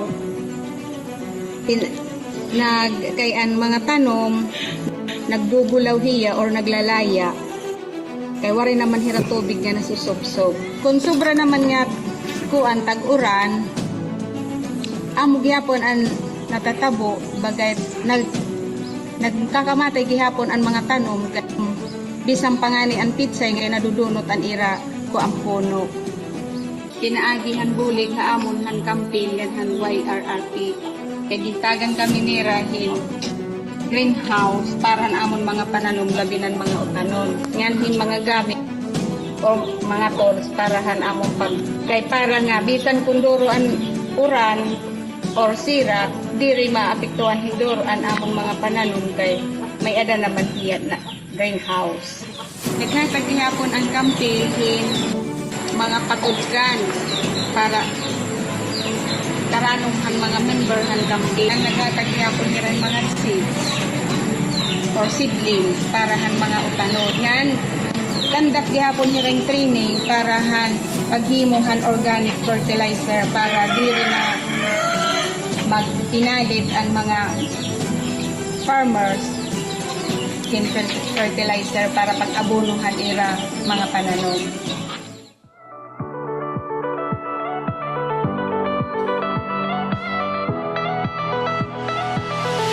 ประเทศลาวได้รับการกล่าวขานว่าเป็นประเทศหนึ่งที่มีทรัพยากรธรรมชาติอุดมสมบูรณ์ที่สุดซึ่งเป็นแหล่งท่องเที่ยวอันดับต้นๆที่นักท่องเที่ยวต้องกลับมาเยี่ยมยามอย่างไรก็ตามแหล่งท่องเที่ยวธรรมชาติจำนวนหนึ่งถึงมอบสิทธิ์ให้นักลงทุนเอกชนเข้ามาสัมปทานคุ้มครองซึ่งชาวบ้านในท้องถิ่นมักบ่ได้รับผลประโยชน์จากทรัพยากรเหล่านั้นเท่าที่ควรถ้ำปูคำแม่นหนึ่งในตัวอย่างที่บ่เป็นแบบนั้นเนื่องจากว่าถ้ำดังกล่าวแม่นชาวบ้านเป็นเจ้าการในการคุ้มครองและผลประโยชน์ทั้งหมดแม่นแบ่งปันอย่างเท่าเทียมกันและห้อยส่วนห้อยเฮ็ดให้ชาวบ้านมีรายรับเพิ่มและชุมชนได้รับการพัฒนาอย่างยืนยงทำปูคำเฮาหันเปิดปี1995มีแต่67หลังคาเฮือนนึงเลยช่วงนั้นอันนี้วานเฮานี่มันมีความสามัคคีเนาะกะย้อนได้รับการสีน้ำจากพ่อเฒ่าแว่นทองเพิ่นอยู่ห้องรัฐมนตรีกระทรวงศึกษา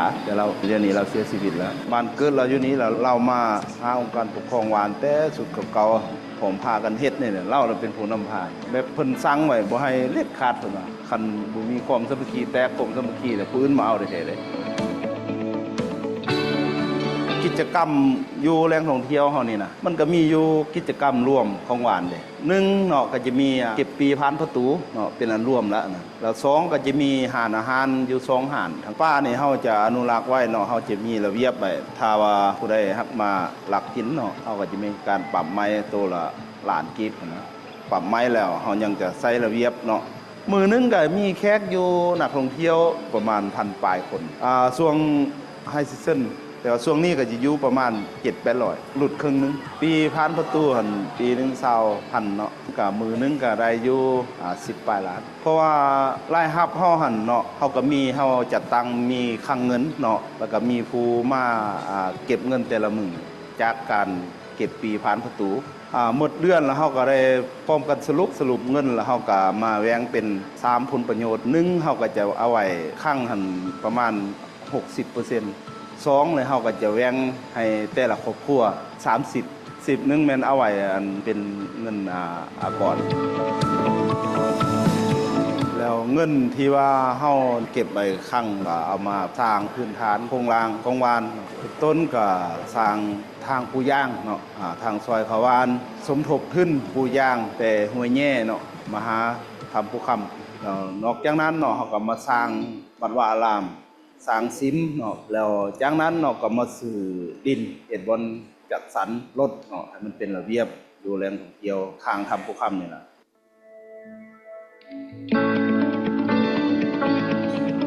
ส่วนร่วมของปัจจุบันนี้แม้นเฮาได้มีตลาดของชาวบ้านเนาะมันมี28ล็อกเนาะมีการขายเนาะมันมีปั้นน้ำอ้อยบ่มันมีทุกแนวขายมากไม้มากตอกนะนะครับนี่ก็พอมีอยู่มีกินนะครับมันประมาณ 7-8 ล้านนี่แล้ว ดีใจสุดขีดบ่มีบ่อนเปรียบเทียบเลยสินี่ก็ย้อนว่าการจัดตั้งนี้เป็นผู้จัดสรรให้ประชาชนมีอยู่มีกินทุกครอบครัวโอ้บ่ให้คนอื่นมาประทานให้แหล่งท่องเที่ยวนี้มีประชาชนนี้มีขายอยู่ตลอดแล้วก็หมุนเวียนกันตลอดให้ประชาชนมีอยู่มีกินถ้าว่าคนอื่นมาสัมปทานแล้วเฮาคิดว่าเฮานี้บ่มีหยังแล้วมาเพิ่มเติมในครอบครัวเฮาประชาชนดีใจกันว่าเฮ็ดแบบนี้ไปตลอด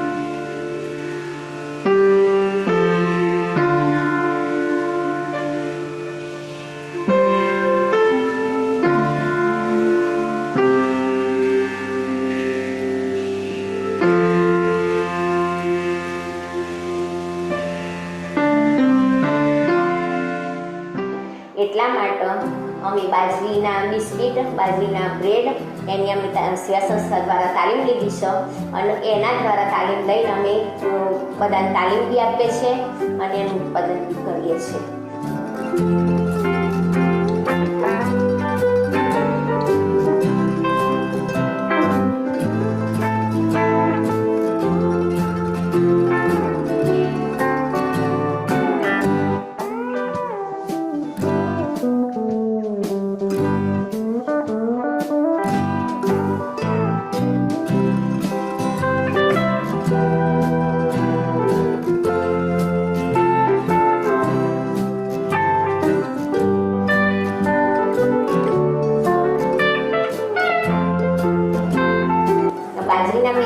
bread અમે બનાવીએ તો એના ઉપરથી બધાને ખબર બી પડે કે ભાઈ બાજરીના બિસ્કીટ બી બનશે બાજરીના બ્રેડ બી બનશે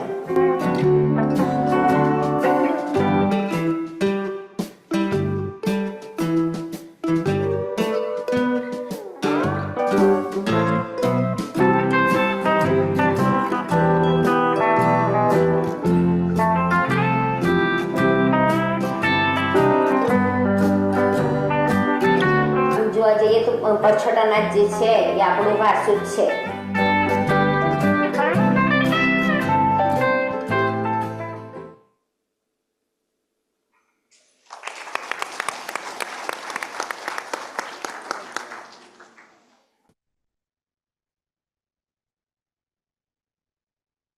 Hello. Okay. Sorry. Then, okay, I hope you enjoyed the video. Now you will meet the real person, real farmer.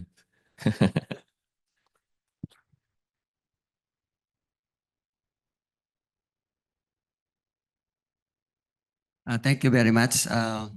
Good morning to all.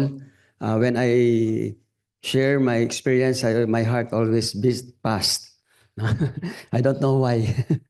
I started my own family farming system in 1998 with awareness and climate change, with awareness the impact of climate change. In 2019, I joined Pakisama and as a focal person and farmer in the IDOPS farming system, the Integrated Diversified Organic Family Farming System, as banner program of Pakisama.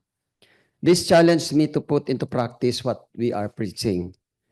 I first encountered agroecology in 2001, in 2000, and in 2002 in Brazil. And I started to practice the agroecology principle in my farming system. In 2016, a strong typhoon hit my farm. But amazingly, in 23 days, I started to recover the devastation that I experienced in Typhoon Nona. What I learned, what the innovation that I want to share to you. One, the design of my farm is designed in the impact of extreme weather events, because what I said before, when I started my farming system, the knowledge of the impact of climate change is the one of my, my priorities. Number two, I developed and still developing the climate mitigation and adaptation in the farm level. I developed these windbreakers. Windbreakers is very important because in my country or in my place, 24 typhoon hit in a year, always. And these strong typhoons make farmers always in the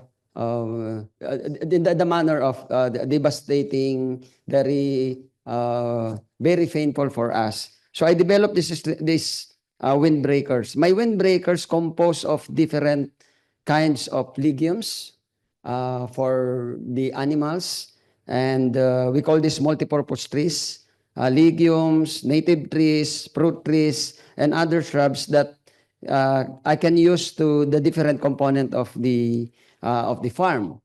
Because typhoons always bring rains, many amount of rains, I developed also a rainwater catchment. This rainwater catchment sustained my vegetable gardens, and my rice farming system is a sustainable source of irrigation. But it's not only irrigation. It's a fertile irrigation because I put fish in the irrigation system and different kind of aquatic plants and something like that. No. Number two, seed banking and develop a germplasm in the small area. My farm is a 4,400 square meter. It almost 0.5 hectares. To date, there are 100 kind of native and fruit trees planted in the farm. Different kind of fruit crops, legumes, herbs, and many more.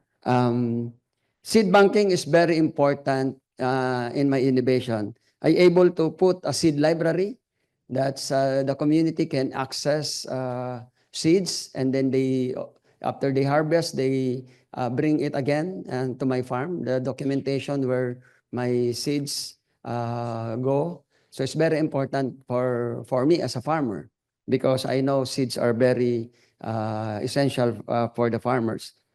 The soil generation technology is the number 3 innovations. To date, my practice in soil generation is a system-based because in the integrated farming, I draw the farm. We have a farm plan. There's a component that this is the source of protein, source of manure, source of legumes, source of vitamins and minerals, source of full microorganism. In the 4,400 square meter, in the 2 decades of intervention and initiative, I developed a food forest actually. I planted also some kind of rattan and other fern.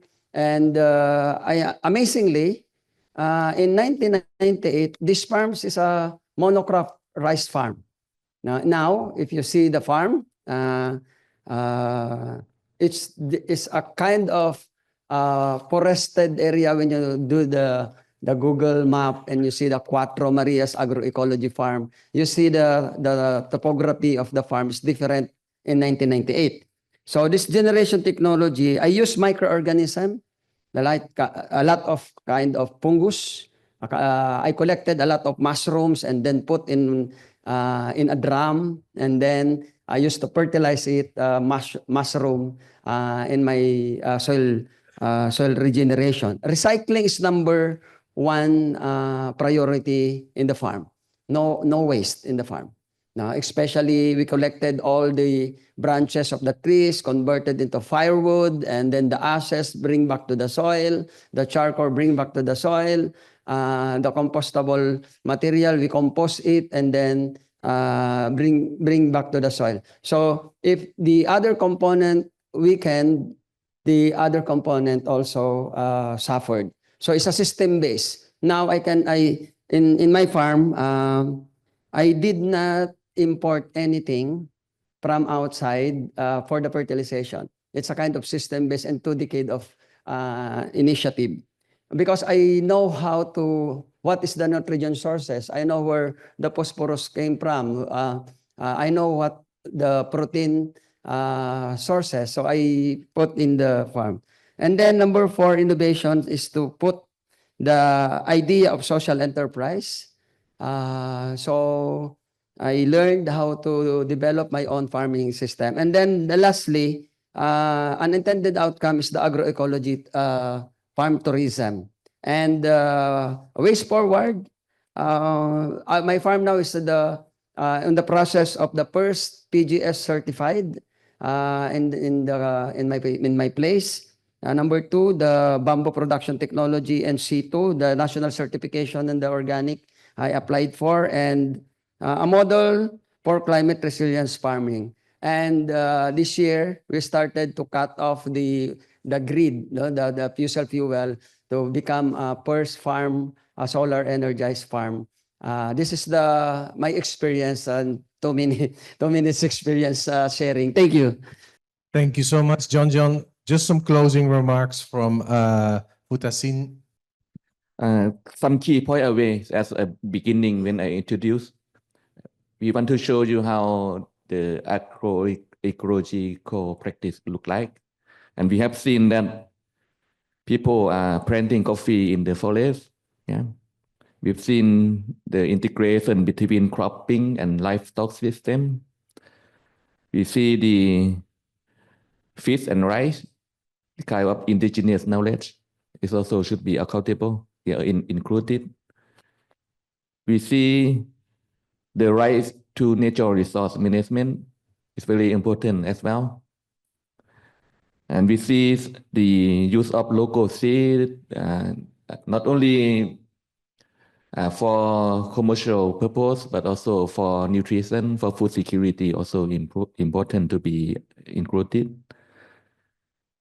I think all in all, the agroecology need to ensure that farmers are having a better life, but at the same time, the environment should be protected. So whatever we do, we need to ensure both, right? Something that win-win, that's good for people and the environment. I think there's no single recipe or model that can apply to all everywhere in the world. But as long as we ensure that the farmer have a better life, sustainable life,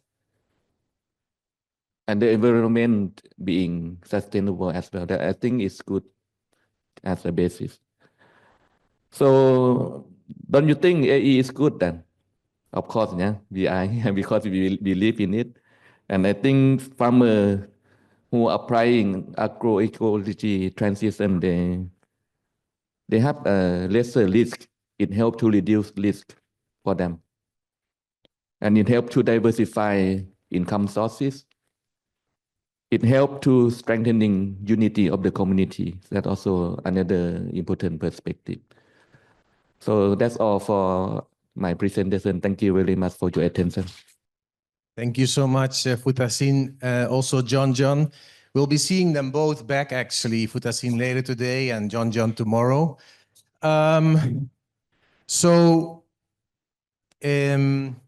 We are only a few minutes behind on schedule, which is great. And it's time for the health break or coffee break or tea break. But before we all break, just a final applause for all our speakers this morning. Thank you so much for making the effort and preparing your presentations and notes. We are hoping you could all take a 20-minute break because at 11 o'clock, we're starting a session which includes a participatory exercise with Michael Hauser. With that said, please, the doors are open. There should be coffee and snacks out there. So get up for a moment, move around, catch up, and we see each other back in 20 minutes. Please. Yes, thank you. Because in the morning, so before we move into the next session with Michael Hauser, I just wanted to quickly go through some of what we call as cultivating the mindset. This morning, because of some adaptive management that happened, we didn't have a chance to go with you through this. And although I'm sure you've seen this in other workshops as well, and it might seem like just a checkbox, it is important just to make sure that we sitting here with the right mindset. We don't want to call them rules. So, but we would like to just quickly go through this before we start the exercise with Michael. So we all contribute to the success, right? It's the two facilitators that carry, it's all about you, and we all contribute to this. Equal voices, equal value. So foster an inclusive environment where each individual's perspective is equally valued. Important. Support each other in language, which is a request, right? Where we all from, many of us, English is probably not like mine, not my first language. So be patient and help one another when language barriers arise, clarify meaning, and ensure everyone is included in the conversation. Especially, we obviously have the simultaneous translation, but when we work in groups at the tables and we see that maybe some people having a harder time than others, just help each other out, right? We're here in a trusted environment, hopefully. Important, tackle the problem and not the person. So if there's something you don't agree with, it's about finding solutions about the problem and not maybe criticizing the person that you don't agree with. Avoid as much as possible the use of abbreviations. We're not all familiar with all the millions of abbreviations that are in all the papers. So try to be aware of that. Be present. So we haven't talked about that, but I'm going to be very honest here. So, but there's been quite some computers up this morning, even though when I asked people to stand up that they would be fully present and everybody got up, there's been a lot of computer work happening. I am not a school teacher and I am a father, but not your father. But just be mindful of that, right? You came all the way here to and then work on your computer doesn't make a lot of sense. So keep that in mind, and that's a kind request. Trust the process and respect time, and you were actually very good for such a big group coming back. So an applause for yourself, like you came back within 2 minutes. Thank you for that. That doesn't always happen. Yes, an applause, of course. Yes. Celebration. With that said, I think we can, oh no, let's hold up. Before we switch to Michael's presentation, we are. So next session is with Michael Hauser. He's standing there in the back. Michael is of the Department of Agricultural Sciences of the Boku University, Vienna, Austria. And well, he'll explain much more about what this exercise exactly is going to be, but it's about making co-creation work at scale in agroecology. These are the session objectives. So create a common understanding of the co-creation using transdisciplinary ideas, introduce a framework he'll tell more about, and collect experiences on co-creation, so your experiences, and the capability needed that you feel is needed is key for co-creation. There will be a presentation, a 15-minute presentation from Michael. And after that, there will be a mini lab of 30 minutes in which you are asked to answer 3 questions. But he'll tell more about that. Yes, so without further ado, an applause for Michael, and we can switch to his presentation. Thank you, and good morning to everyone. The first money I earned, guess from what? From farming and from agriculture. Yeah, on our family farm back in Austria, and that was a critical experience. I learned a lot about local knowledge from my grandparents and my parents. Eventually, this farm transformed into something different today. We still have it, but others are managing it because I somehow ended up at the university. So don't have time to do that.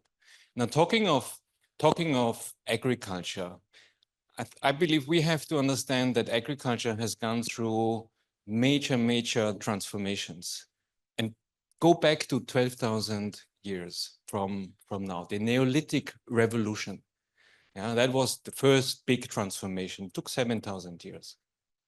Yeah, the Islamic Golden Age, many thousand years later, was another one. The British Agricultural Revolution, the Green Revolution. Each of those revolutions had a lead, kind of something important. It was the domestication of crops and livestock in the Neolithic Revolution 12,000 years ago. It was water infrastructure in the Islamic Golden Age. It was mechanization during the British Agricultural Revolution, and it was the fertilizer, irrigation, pesticide package during the Green Revolution. Now, my argument for today is that we are amidst another major revolution or transformation, even though we may not realize it. And my argument is that the lead here is not necessarily a technology, but the lead is knowledge and the co-creation of knowledge. And I also argue that the co-creation of knowledge is a game changer. It will either make or break the planet. So I believe we better make co-creation of knowledge work to break even as a planet and as a society through agriculture. Now, what is knowledge? Fergus, what is knowledge? Whoa, I'm not allowed to. I'm not handing it over. Well, understanding that you can articulate. Someone else? What is knowledge? A set of information that helps you guide your actions. Thanks a lot. Here is my definition. What is knowledge?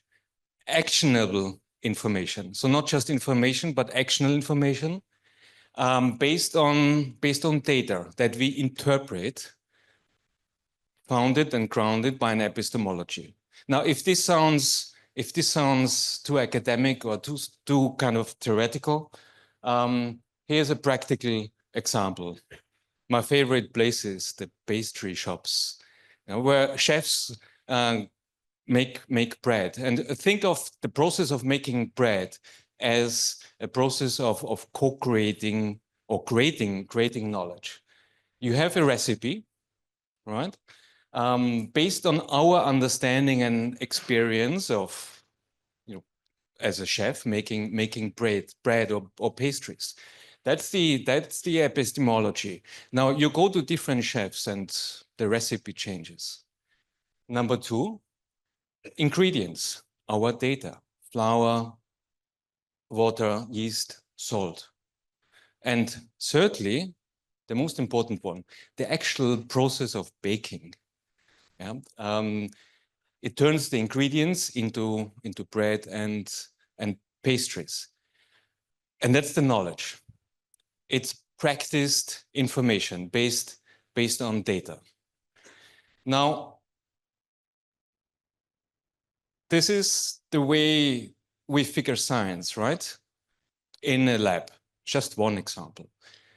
Also here, we have an epistemology. We have our protocols. We look at data, or we collect data, interpret those, and eventually derive lessons that others should implement. We often do this through disciplines, scientific disciplines. And what you've just seen in that previous picture is actually a fairly monodisciplinary approach to knowledge generation. And that's how we progressed science over the past decades, I would say. So that's one way of talking about the creation of knowledge. Is it already co-creation? Well, amongst the same scholars, perhaps yes, but is it all inclusive? Most likely not. Second, well, and there are 5 ways of creating knowledge in my classification. So that's the first one, monodisciplinary ways of creating knowledge. The second one is multidisciplinarity. So you bundle together a couple of sciences, the social sciences, the crop sciences, the soil sciences, and they all look at the same phenomenon without really crossing borders and boundaries. They come with their own epistemologies, but do not necessarily share those. The third one is interdisciplinarity, a term that we frequently hear about. That's the first attempt to cross boundaries and gradually generate a new epistemology, kind of a new ways of knowing. The fourth one is transdisciplinarity. That's actually when you're not only crossing boundaries within your disciplines, but you're engaging with other critical actors. And you see, that's the first time farmers appear on my slides, right? Policymakers, administration, and consumers. And that's where co-creation actually starts, in that multi-actor perspective that I think is critical. That is critical because it will either make or break the planet. And there's one missing. I said 5. And I want to put this forward because I think we're living in an age that doesn't allow us to ignore artificial intelligence, digitalization. And I'm arguing that generic artificial intelligence could, in the future, become an actor that we would have to consider as part of transdisciplinarity. I just put this out here as a provocative proposition and see where this takes us. I think we can't ignore it. Yeah, no matter what, it depends on how we're going to frame it. Right. So 5 ways of creating knowledge. It starts with a very single discipline perspective, and gradually we expand boundaries and engage with all the relevant actors necessary. 5 minutes left. Are you sure? We agreed on 20 minutes. Right. So why is co-creation indispensable for agroecological transition? So mode 4 and 5 that you've seen in the previous slide. Well, because the world is not as it was before. So this is a picture I've taken in Uganda some years ago, but you can take this picture anywhere. You can take it to Austria, to France, to Asia.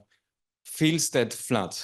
I could show and share with you pictures from drought-prone areas. Same thing. So the world is becoming unpredictable, complex, and highly dynamic, more dynamic than it ever was. We need more comprehensive and systemic knowledge, not knowledge about isolated items. We don't necessarily need to know how the leaf of the sunflower crop turns under a certain angle of the sun, but we need to understand how to foster sustainability.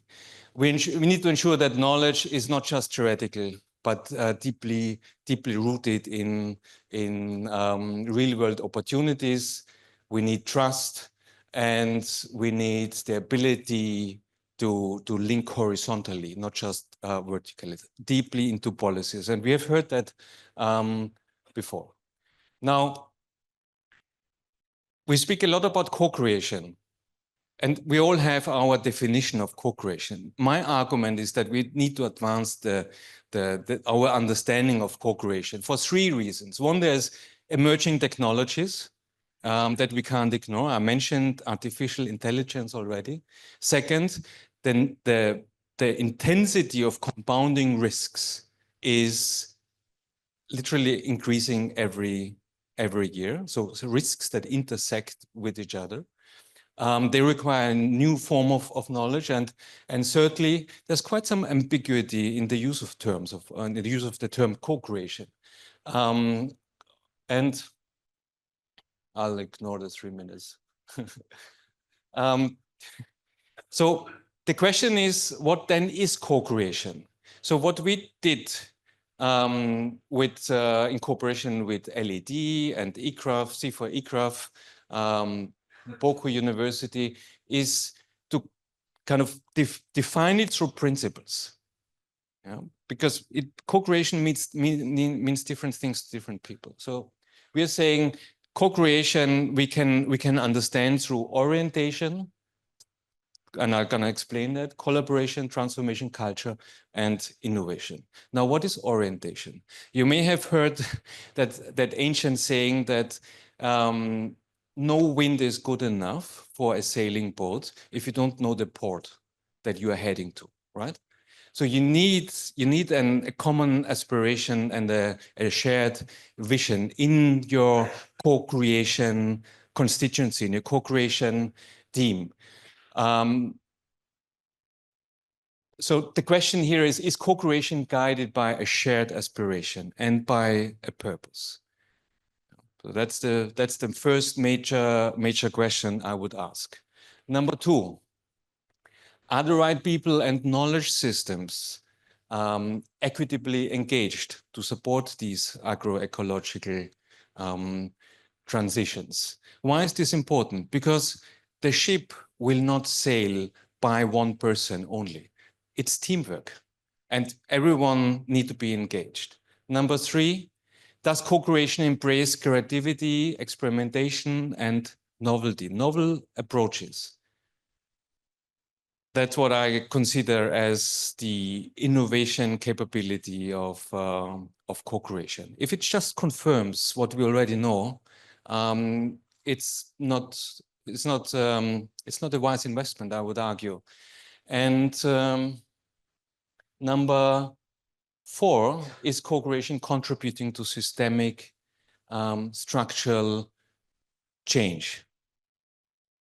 And if it doesn't, what relevance would it then have? And number 5, I consider the elephant in the room. That's the culture. Does the co-creation process build a new way of working, a new form of cultural bonds between the actors, the farmers, the researchers, policymakers, consumers? That's probably the most difficult one to create. It will emerge from the 4 previous steps, but it's important to consider it as critical. Now, is there one approach to co-creation? My argument is no, because it very much depends on a few things.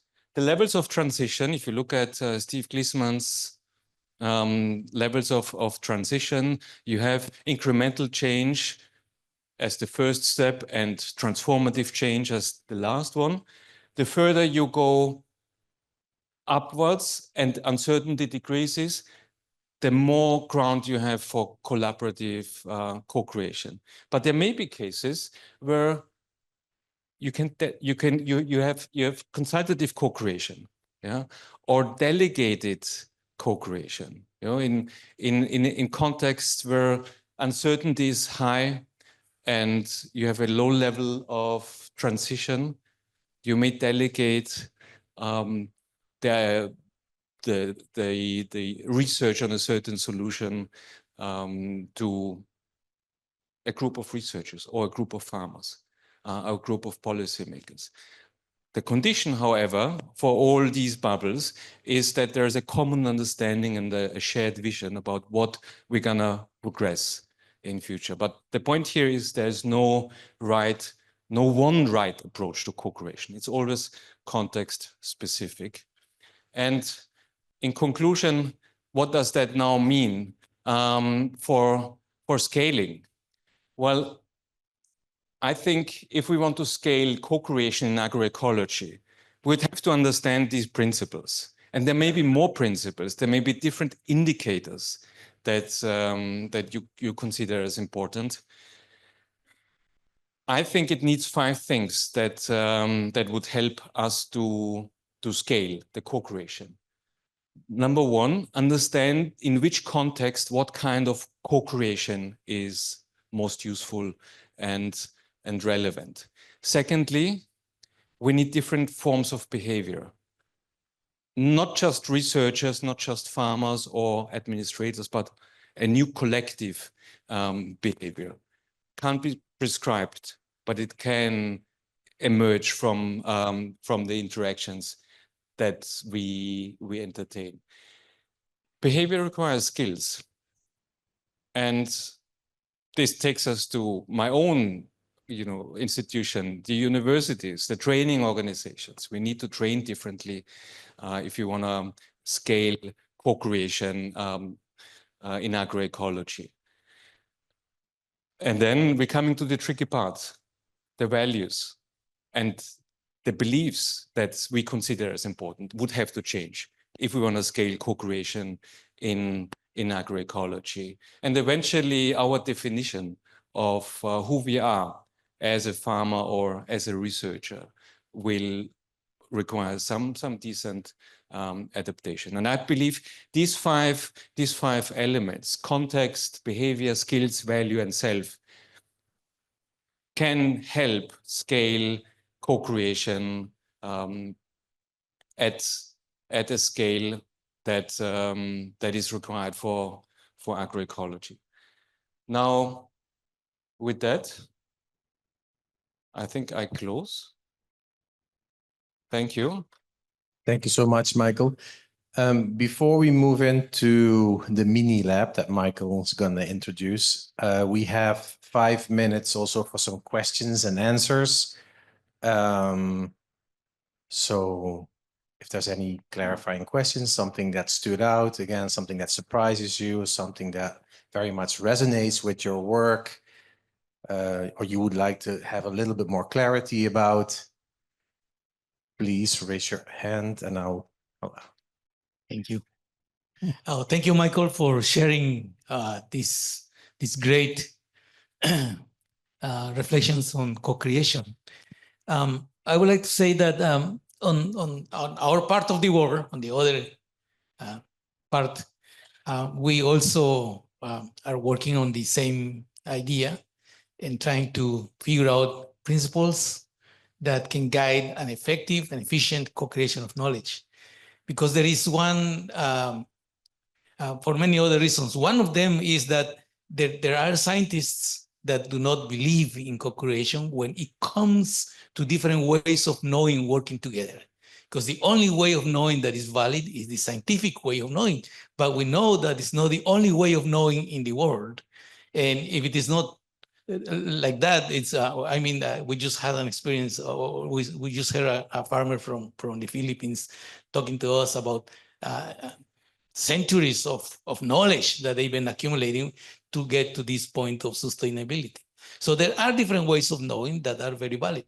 But granting some, that's the word I'm trying to say, listening to the scientists who says that we have to make sure that the knowledge that is produced through co-creation of knowledge is very valid.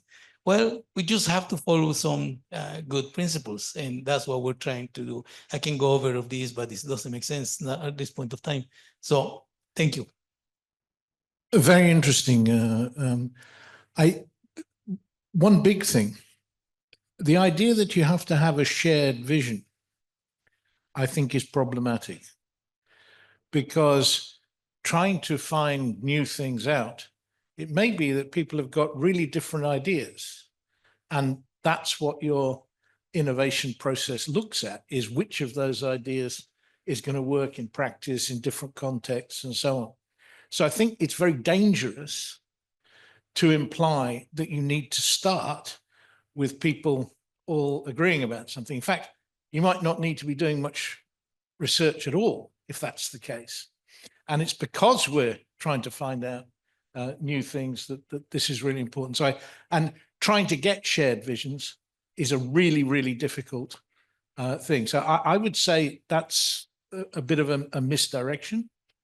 And I'd just say that one critical thing, because what you've done there is given a fantastic academic breakdown, but transdisciplinarity is about and co-creation is about getting on with the practical business of changing things on the ground, and that needs to be simple and straightforward.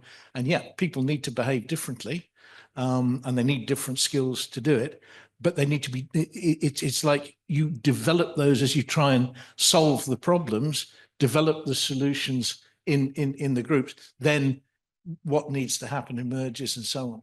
So I think we need to really keep it simple, keep it practical, and be inclusive. And part of that is keeping it really simple. Thanks. Thank you, Fergus. Would you like to comment to that, Michael, or? No. Okay, that's fine. That's fine. That's right. Okay. Yeah, because there are some other people. So we have time for 2 more questions. Sorry, Francisco. Oh, you have the microphone. I have the mic. Yes, okay. Yeah. My name's Sango. That was really interesting. Thank you. I'm interested in, I think, building on the first question about issues of power, because I don't think that was really discussed so much, and how when you're trying to build collaborations between actors that have quite different forms of power and ways of exercising it, it really frames that process. And I think it's something that needs attention. So I guess that's more of a comment. Okay, thank you. And I think there was one other comment or question. Yes. Very interesting framework that you have given. How do we position, for example, farmers' knowledge that is very much rooted, right? It's about indigenous seeds or practices. And in agroecology adoption, the entire mainstream conventional farming is exactly opposite to us, right? How do we co-create spaces that actually, facilitate our work, breaking barriers, policy, it might be scientists. We actually in confrontation with the mainstream. Thanks for the comment. I'll try to capture those and also talk about the vision briefly. I think breaking or crossing over the boundaries, the disciplinary boundaries, but also the boundaries we have as people have, requires good facilitation. And if we don't have that, that's a first reason for not making it, I believe. But then also it requires our ability as any of the actor group we represent to step out of our comfort zone and make an effort to understand the other perspective. And that has a lot to do with power too. That's why in one of our indicators I have a big interest in is the diversity of knowledge that comes in, who's taking decisions, who's deciding what knowledge counts. I mean, this is taking us back to the Farmer First movement that is 50 years old. And so power features in there implicitly, and I wholeheartedly agree. If we ignore that, we will not get far. Now, vision. If the vision compromises creativity, then it's too narrow. But if the vision allows anything to be subsumed under agroecology, it's also not very helpful. So there need to be a compromise. My argument would be, we need a North Star, something that we want to see, we want to head to, the port, so to speak. How we get there, that's a different story. I wouldn't go without vision, without the North Star. But it must not compromise creativity and innovation. That's for sure. And what that will look like, we only can tell afterwards. So thank you, Michael. I see one more hand, if the group allows, because I said it was the last question, but if the group allows for John to make one last question, but then it's the last question, right? Because we have to move on to the mini lab. My question is, how can we protect the indigenous knowledge in compromising this artificial intelligence and co-creating principle? Because sometimes indigenous traditions and knowledge are always in danger. Well, again, I wholeheartedly agree. It has to be protected as a form of knowledge, knowing that it's dynamic. It would also, you know, it's a forward-looking thing. It will further develop. There are international rules and regulations that would have to safeguard that, and at the same time, we'd have to find a way to deal with artificial intelligence. I think we can't ignore that. And no, I don't have a clear answer to that. You know. Thank you, Michael. Thank you, John, for that question. So before we move in 30 seconds into the exercise, the mini lab, talking about co-creation, I guess the mini lab is a mini co-creation session. You can tell that this is a topic where there's, you know, some ideas that have been sparked, some questions that surface that people would like to have more, maybe discuss a little bit more. So thinking again about that open space session that we'll have, if there's anything that you now think like, oh, this has been interesting, or it's been a little bit, could even be polemic or something like, but I would like to discuss this a little bit more, write that on one of the cards on the table or hand it over to us, or right? So we don't lose those ideas. So if there's anything you think that after what you heard from Michael, you would like to discuss further during the open space session, please make sure you write it down on a card. And with that, I leave it to you for what comes next. Presentation. Right, so we would like to invite you to a mini lab. We've prepared a few questions for you. You have cards on your table. And because the table is big, I'll request you to split into two. You know, split the table into two halves. And just waiting for the questions. No, let me. I have to go back to the end.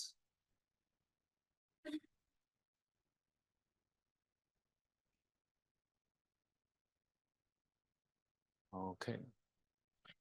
So and take the blue cards to start with. Well, first thing is split the table into two. Done? I mean, you don't need a saw for it. You just need to kind of move the tables, the chairs, I mean. Okay. Take the blue card. So take the blue cards. There's blue cards on your table. This color, blue.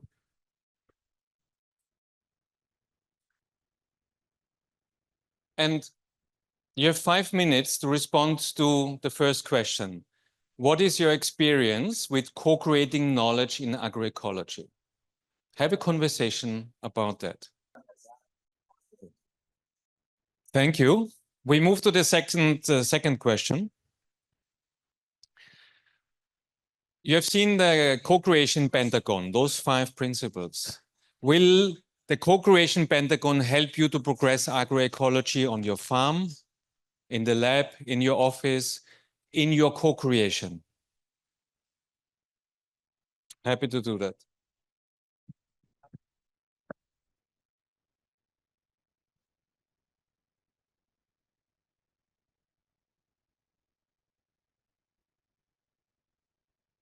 So use the orange cards for this. Yeah, so we're the second question. and use the orange cards. You should have orange cards. The most beautiful color in the world. The question is, will this Pentagon, will the 5 principles of co-creation that we shared here, will that help you in any way to progress agroecology on your farm, in your lab, as a researcher, as a policymaker?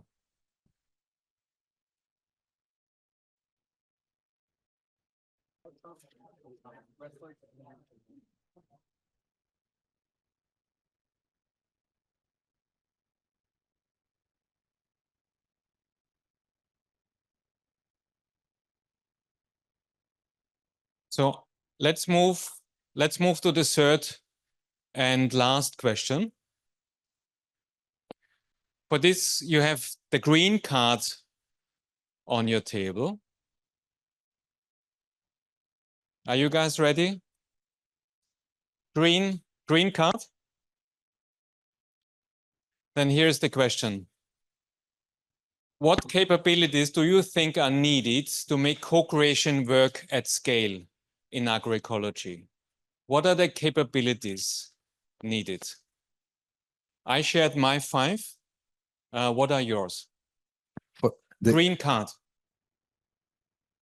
So, in benefit of time, we're going to ask you to wrap up this last question.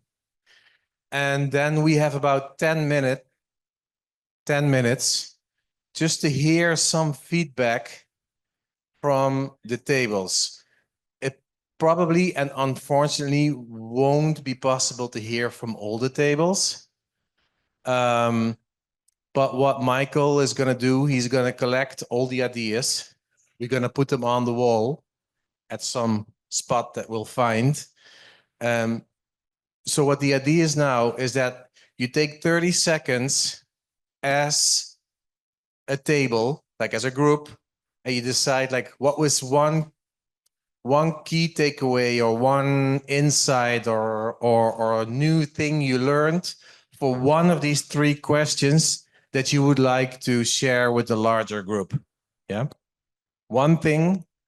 And then we're just going to pick a few tables depending on the time available. And there's already a hand up in the back. Yes, an applause. Woo! First one. Yes, that's great. So, do we get a prize? Well, actually, maybe you will. Yeah. Your prize is being the first.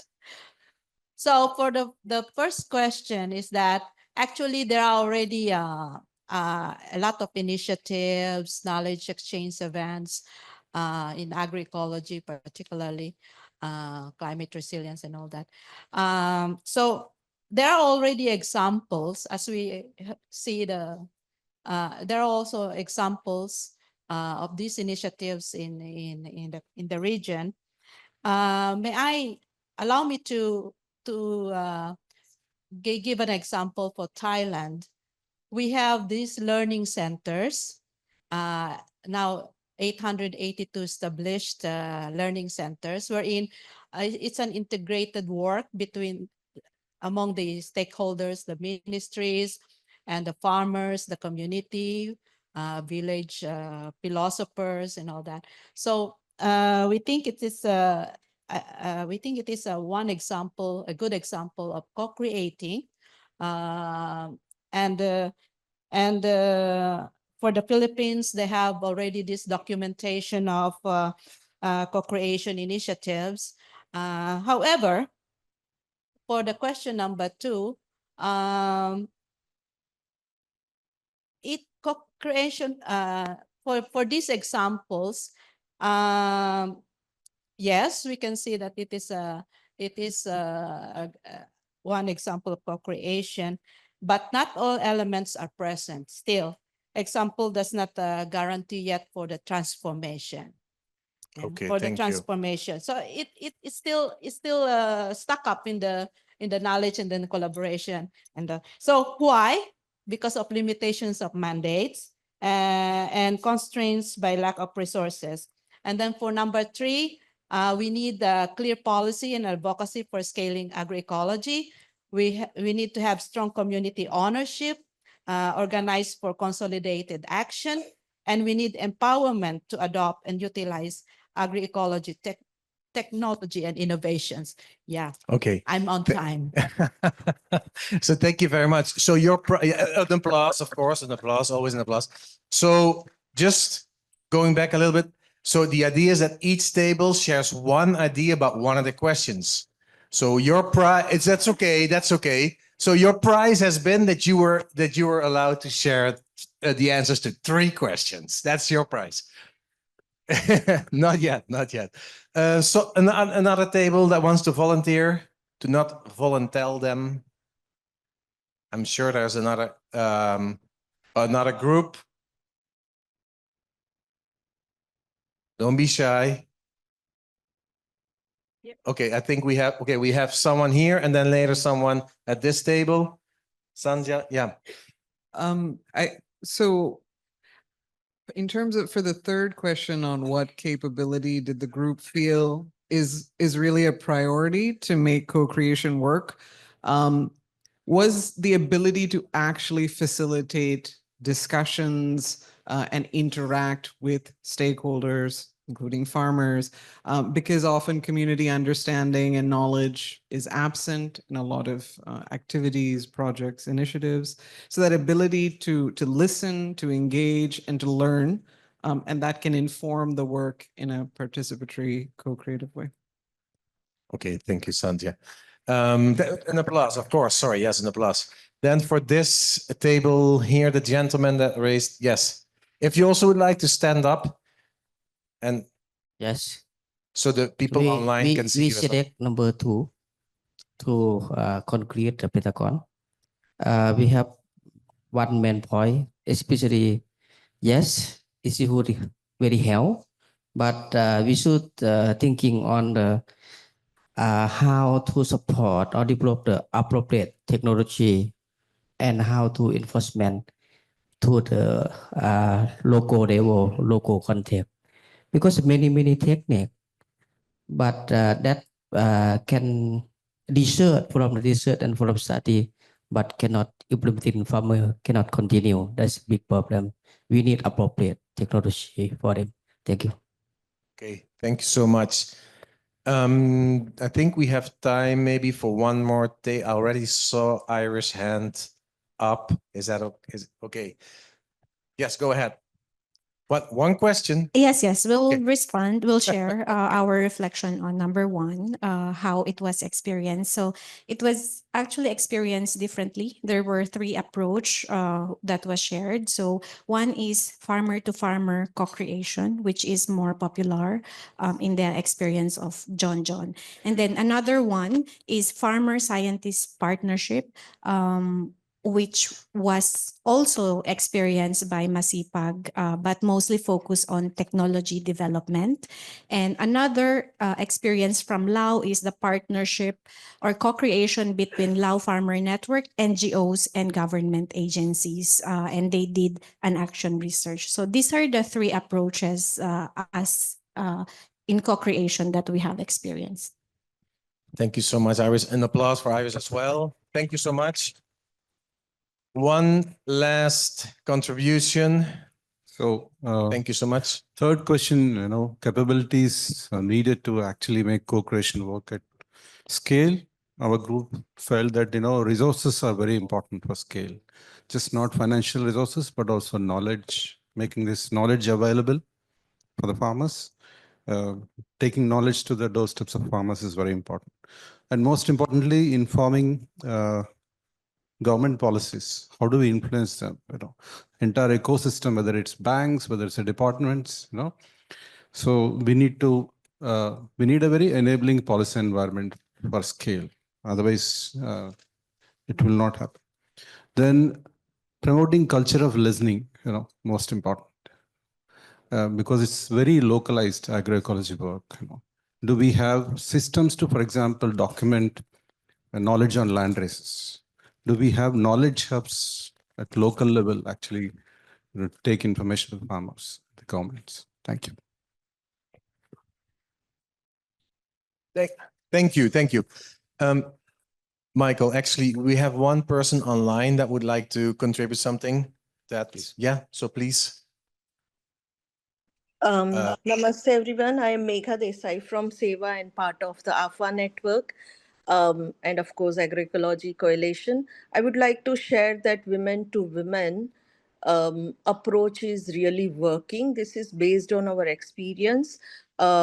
Like we had tried for the women to the formal research sector who were mainly male, but there we could not, still we are struggling, but women to women, the women farmer and the women researcher, and that is also from the formal sector, that has helped us to move on. So of course, on one side, women to women approach, because I feel that women are more empathetic. Second is about on ground level, organizing is a key.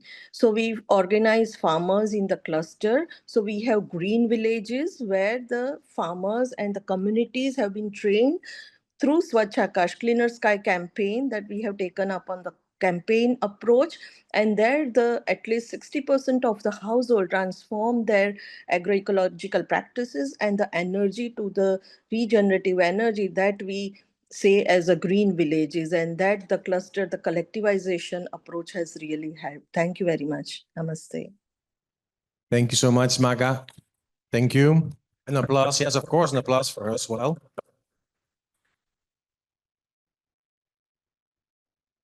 Yes, thank you so much. Exciting insights. What we're gonna do next is, well, ask you to please hand over the sheets. You'll find me. I'll take them on. Matthias is already going around. Then we'll post them on a board and share them in an open space to continue the conversation. And then you can all look at the other table's cards. With that, I would like to ask you one last thing before I leave. One final request. Take your mobile and scan that QR code. It takes you to a survey with 5 questions. Very simple, very easy questions. Fill them in at your discretion, not now, but once you have the QR code. If you miss the QR code, they are posted out in the corridor as well. And we'd be happy to get your responses. And if you want to share your email address, we'll stay in touch. Thank you. And with that, I hand over to Chuck. Okay, thank you so much, Michael, and thank you. So an applause for Michael, please. An applause. Thank you. Thank you. More than that, we can do better. An applause for Michael. Okay, so thank you so much, and thank you everybody for sharing your insights, your ideas on this topic. We now have an online presentation on case studies collected by farmer organizations on participatory agroecological research by Belén Citoler. Hopefully I pronounced that correctly. And from the World Rural Forum. Welcome, Belén. Oh, yes, you said it very well. Good morning to everyone. Okay. Welcome. We can all see you here on the screen. So I think you're pulling up your presentation, sharing it. Yes, right? I am. Okay. Okay. Yeah, I shared the, well, I sent, okay. So I hope you can. Yes. You can see it in your screen. Yes. So the floor is yours, Belén. Go ahead. Thank you. Thank you for the opportunity to be with you today, at least online. It's a pity that I'm not being able to be there, but I'm happy to join. And I saw that you had very interesting discussions in this mini lab, which are quite connected to what I am going to present. So I hope I can also contribute to your insights and discussions. So what I am presenting is case studies collected by regional farmer organizations on participatory agroecological research. For those that perhaps might not know the World Rural Forum so well, just a very, very short presentation. We are a global network, mainly composed by family farmers organizations. Among them is AFA from Asia, but the family farmers organizations are from the 5 continents and represent about 50 million family farmers. And we have also in our membership research institutions and rural development organizations that contribute a lot to the work of family farmers organizations. As an example, CIDAT and NASHADRA that are also engaged in these events. So that's what I wanted to explain who we are. So the World Rural Forum had a GFAR, Collective Action on Family Farming and Participatory Research, in the framework of the Decade of Family Farming. So in this collective action, we had 3 case studies selected by regional farmers organizations, one on resilient family livestock in Uruguay, presented by Coprofam. This is a regional farmer organization in the South America, an agroecological research center in Central America by PDRR that I know is also there with you. And finally, a pilot project on organic soya and production and processing in Laos by the National Farmers Organization, member of AFA, and with the technical advice provided by the National Research Institute in Napor Seed Center in Vientiane. So we collected these 3 cases, and we came up with some conclusions on what had worked, what are the lessons learned, and how we could scale up and strengthen the collaboration between family farmers organizations and research institutions. So here are some of these recommendations for strengthening collaboration. First one, enhance, some of them I already heard now that I joined the meeting, no? Enhance the mutual knowledge, common language and understanding. So one way that has worked for that is the promotion of spaces and events where family farming and research actors can meet, which is the case today. Promote inclusive research agendas. So the direct involvement of farmers in the definition of the research agendas, and raise the profile of family farmers organizations as partners in agricultural research. Reinforce the governance of the research process in centers also. We have seen that it works very well having farmer representatives in the boards of the decision-making bodies of the research entities. This is a very good value to promote this co-innovation. And of course, policy support and funding. Having a more permanent funding of this type of experiences, not just some projects scattered, but with an increased public funding and allocated to farmer-led participatory research and innovation in particular, and also to enhance research policies and institutionality that support family farming and participatory research for the agroecology transition. So these are the main recommendations to scale up this type of experiences. And finally, I would like to recall something that we all know, but just to keep in mind, that family farmers produce 80% of the world's food in value terms. So this means that we cannot transform our food systems without family farmers, and the alliance between science, family farmers, and all relevant stakeholders is key to addressing agri-food systems transformation through agroecology. That is what gathers us today. So thank you. This is my presentation, and I'm here if you have any question. Okay, thank you so much. Yes, of course, an applause. Well, that means that it was clear, no? If Yeah, no question, no yes, problem. that does mean that it was Yeah. clear.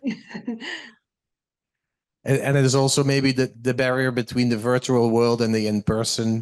That doesn't help. Yes, you see, there's always a question, but people just, okay, thank you. Hi, Belen. It's Dada. I hope you're seeing me. I wanted to ask about the Nice to case see you. study. Yes, case studies collected by farmers organizations. How do you plan to scale up the lessons learned here and get the collaboration with government so that there's more policy or institutional support for the case studies for scaling up? That's all. Thank you, Dada. Well, these are just an example, but there are more experiences that are being developed by the regional farmers organizations at the national level. No, for example, AFA is present in 10 countries, so I just presented one case that they choose to have as an example, but of course there are many others in the different countries. And we think it's also important to connect these national or local experiences with the regional and the global level agendas of research. So that's the way that we think is necessary to scale, to have these good experiences. As I said, which are the recommendations to improve the engagement and co-innovation between farmers and research, but also to take it to the regional and the global level where also the research agendas are defined. That would be a way to do it. Yes. Okay. Thank you, Belen. Another question? Someone in the back? People getting hungry, thinking about lunch already. Well, we can go for lunch if there's not another question. Yeah. Hi, Belen. Pomi from Department of Planning and Cooperation of MAF, Laos. So because I saw the third project you share, it's in Laos in Nafri, right? One of the Napok is one of the agriculture, especially cash crop research center. So it's just time, we are in the period of trying to push forward our domestic production, where seed is also very important, and that we need to upscale. So after the research or the working, what is your recommendation for us to push forward, especially me and my colleagues from the policy or management level? Thank you for your question. I think that colleagues from AFA that are there perhaps can give more details than me on that, because know better the case in particular. But of course, what I would say is that we need to promote this type of experiences, so we need to allocate more resources to that, to have that in the priority agendas of the entities, of public entities and research entities and farmers organizations entities, so that this pilot project can become bigger. That's one important thing, and support with the necessary policies for that. But perhaps Esther, I see her in the room, has more details, in particular on the Laos experience. I think the soybean was a good example of co-creation and new knowledge. Okay, it was conducted a few years ago in I think in Nong Han district, where farmers are growing maize alone, and they're facing a lot of problem in terms of soil degradation. So the soybean was came up as a solution. It's a problem based. A moment ago, we discussed about how can we have the shared vision, right, to co-create something new together. So I think based on problem might be a good one to start with. What are the communities facing at what matter to them, right? So then it's an incentive for people to come together and learn together. And when we create something new, then of course farmer have no idea on how to start to pilot it. That's how we bring researchers from NAFRI, from Nepal Center, to give them seed and train them on how to grow soybean in the crop with the maize, thing like that. So this is a process of co-creating knowledge together. It's not simply like you go there and disseminate leaflet. Guys, learn about it. It's the learning package. Here are the seed, grow it. No, it's a much more complicated in terms of process to bringing people together and learn things together. It takes time. And once, I don't think it's something really totally new for all of us. It's a farmer field school thing, right?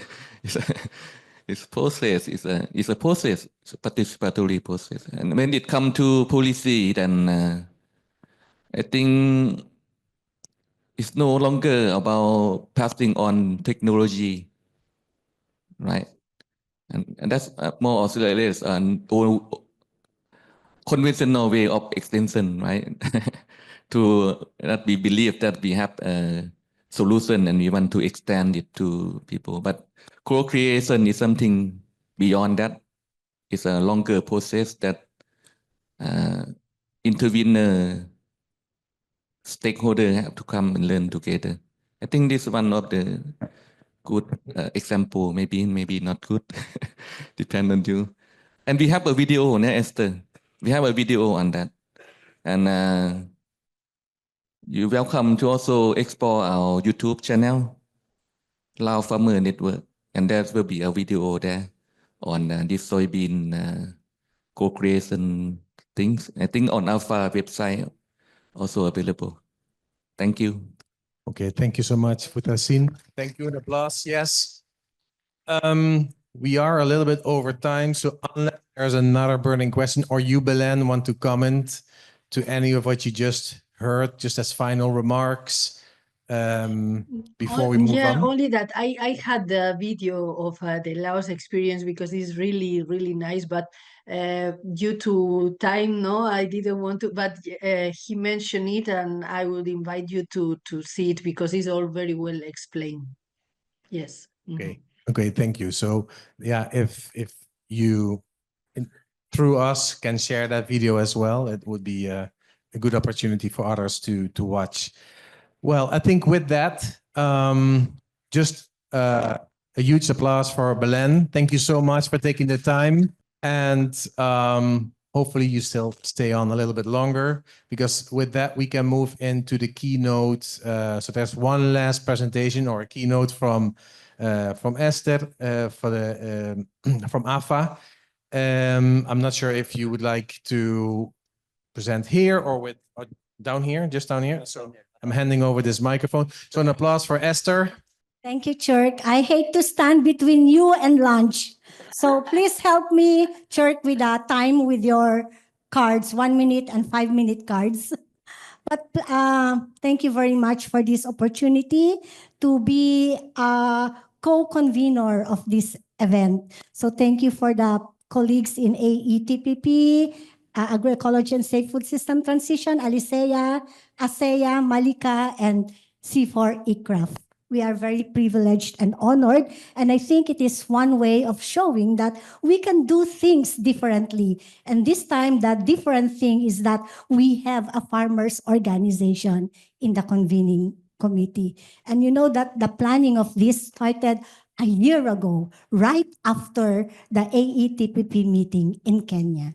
Thank you. So I think we were saying about co-creation, and at this point, we would like to say, who do we co-create knowledge with, or who do we co-create agroecology with? So for this, we would like to say, maybe you could talk about farmers' organization and why we should co-create with farmers' organizations for agroecology research and innovation. So, but first of all, because there is a word here, agency, I have to, the green one. Okay, so we talk about agency, and I Googled what the word means, and there is two meanings. One is about capacity. And as a capacity, agency means the capacity of individuals to have the power and the resources to fulfill their potential, exerting power, having the capacity to act independently, and to make their own free choice. And when we're talking of individuals right now here, we're talking about family farmers. And who are the family farmers? As Belen has earlier said, 80, how many % of farmers now? How many percent? How many of the food globally is produced by family farmers? Which Belen said earlier. Huh? 80. Okay, Bernard is listening. Thank you.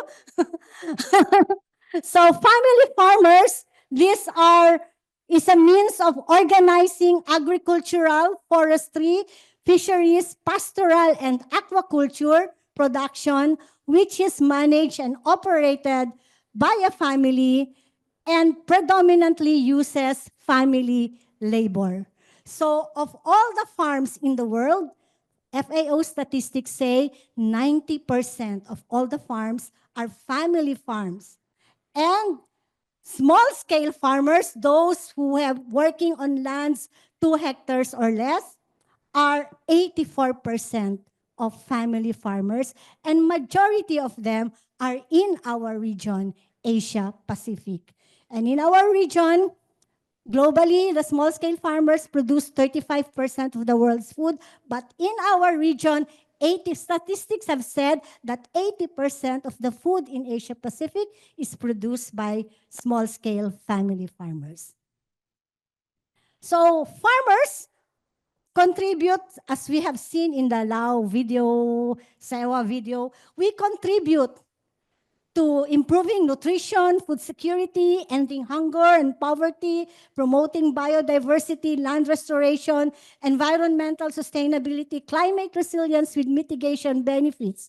We have solutions to the global issues, but whenever we talk with many hundreds, thousands of farmers at the village level, we say, we still feel we are neglected, we are undervalued, we are not recognized, the policies are not favorable to us. That is why even in the FAO statistics, when the FAO says who are the people who are hungry and poor and malnourished, these are usually from people in the rural areas, including IPs. People in the rural areas or people in the urban areas who have migrated from the rural areas because they wanted, quote unquote, greener pastures, and which unfortunately they could not find.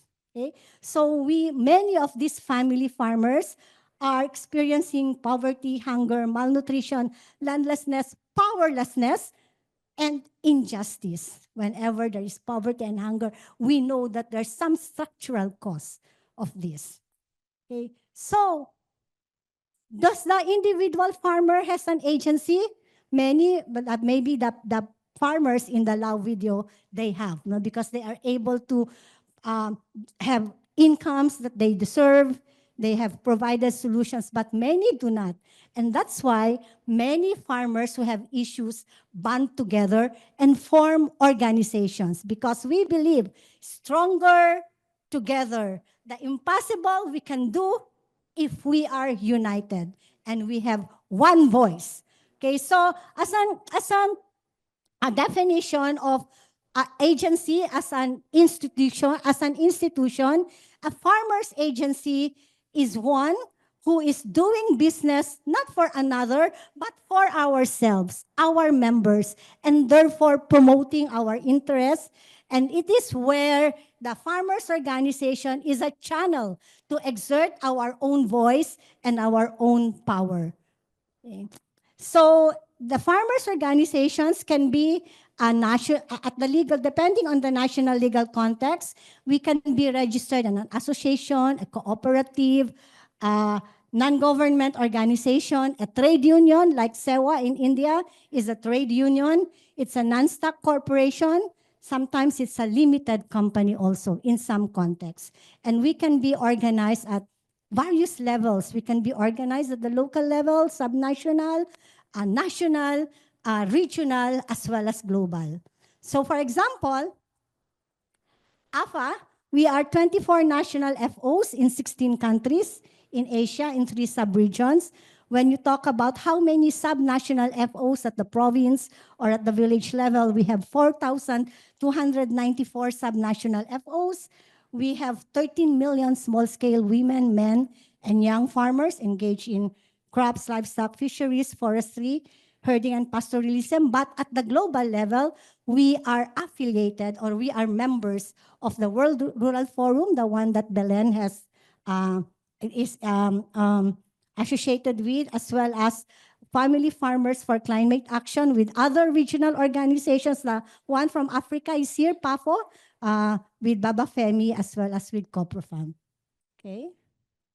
I will skip this. And these are our business. What do we do? Secure land rights, sustainable agroecology, cooperative development, empowering women, empowering youth, and building our capacities for governance. So what do we want to also say here? So when we say farmers, the agency and co-creation, we are proposing that we co-create with farmers organization because this is the farmers agency where power, exerting power, exerting influence, and doing things for the farmers will be the vehicle or the instrument. Why? Because as family farmers, we are involved in all the food system. Talk about production, we produce the food. In the videos, we could see that marketing, distribution, production, even consumption. No? We eat the bakery, the pastries that we produce. So we are at the center. We have always said that farmers are at the heart and at the center of food systems. So why partner with farmers' organizations for research and innovation? So earlier, we talked about the organic soya production of Lao. So just to tell you a story, AFA is a steering committee member of the Global Agriculture Food Security Program, which is a multilateral funding facility housed at the World Bank. And then IFAD has a project funded by GAFSP in Lao. Okay, it's an agriculture sustainability production. And we have a member in Lao. So we are saying, and we are pushing that the IFAD works and engages our member in Lao. Okay, so we tried to connect them. And then what they did to connect them is have a partnership on a participatory action research. And that partnership on that participatory action research on organic soya production was funded by IFAD through the GAFSP, and they had good research results. They're saying that the farmers can plant organic soya, and then they can process the organic soya into tofu, and then the tofu is liked by the people, by the community. And therefore, then we can advocate for organic soya production in the other project areas of GAFSP. You have to tell me what happened after that. But see, what we are proposing is that we can work with farmers' organizations because the value of working with farmers' organizations is because of these 4S. First, we have the scope, especially if we are global, like we are in the GAFSP, it's a global one. We can go at the local level because we have members down at the local level. Okay, scale. We have members down at the local level, and we know our client. We know, for example, if we are a cooperative, we know who in the village does not pay loan. We know who in the village has financial difficulties. We know in the village whom we can ask for donations. Okay, so we know who in the leader is influential and can talk to the government. So we have that scale because, and we can like when we had a survey on forgotten foods. No, we had just very little time, like 2 months. Was it 2 months, Irish? But we were able to reach 3,000 respondents in 18 countries because of this network that we have, regional to national and national to local. So, and then sustainability. So speed is because we are there. We have local leaders there. Good that we have this digital technology, this WhatsApp, this Messenger, Signal, Telegram, whatever. And then we are able to connect now, no, with our local members very, very fast. No? Very, very fast. So for example, the Myanmar earthquake, just currently, now my member in AFFM, they have told us that this is what they need. And this is how they were affected. So very easy in one day. Okay, so sustainability. So we have this, we also, many organizations see farmers' organization as a natural exit strategy. Many farmer groups die after a project, when the project is over. But when we have the farmers' organization be part of this project, then when the project runs out, but they still are part of this farmers' organization, and then they are able to be serviced by the farmer organization.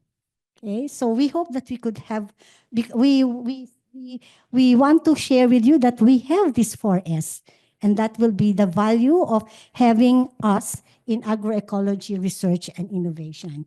Maybe my last slide is, so what is the way forward? So when we say doing science, research, and innovation differently, we hope that we could do it in equal partnership with FOs in research innovation, that we do away with saying knowledge transfer, but we say we co-create. We together co-create. And in that process of co-creation, we strengthen the farmers' of course, the research institution, the government's institution, but also side by side, strengthening the farmers' organization skill set. And that means having the knowledge, having the desire and motivation, but having the skills that brings action. Also strengthen farmers' organizations and other partners' accountability to each other, making clear roles, responsibilities, but at the same time, not picking on each other's mistake, but rather understanding the mistakes and learning, helping each other to go beyond that mistake so that we could be better. And then learning and knowledge management, how do we disseminate? How do we capacitate the others to do this kind of action that we want through many knowledge management activities? And lastly, the equal partnership should go into or lead into really more trust, stronger trust with each other, building friendship that go beyond project, so that maybe 3 years after the project has ended, you meet again and then you can co-create again other ideas based on your current set of priorities. Then an understanding. So what is the acronym of this? SALT. SALT. So maybe we could have SALT now whenever we have equal partnership, because what does salt does to our food? It gives taste. So we want to take more of it because it gives taste. So how do we do research? Through this SALT, participatory action research, equal partnership, especially with farmers' organizations. That is how we hope we could do research and innovation differently. More of this time, so that we can accelerate agroecology, and we can accelerate it through the 4S of FOs, so that we could achieve sustainable agriculture and food systems later. That's the transformation that we need. So I hope that sorry if I took some time, but I hope this is something that could carry us over through our lunch. Have a good lunch, and maybe this could also somehow guide us in our co-creation. Thank you. Thank you so much, Esther. Yeah, a huge applause. It's not the easiest spot to be in just before lunch, right? Because people have been going through a lot of presentations and work already. So Esther said that she didn't want to be between you and lunch. You know, she wouldn't feel comfortable. I don't have a problem with that. So I'm going to take another half an hour of your time. No, just before you break for lunch. So we'll be back at 2. Yes, at 2. I want to request to be back a little bit earlier, between 5 to 10 minutes, if possible. You know, because we say 2, then it's 2:15, and we eat in 2 time. And then also we wanted to ask you, while you're at lunch, we're going to be rearranging this room. So it's possible you won't be sitting at the same table anymore, coming back to the group work.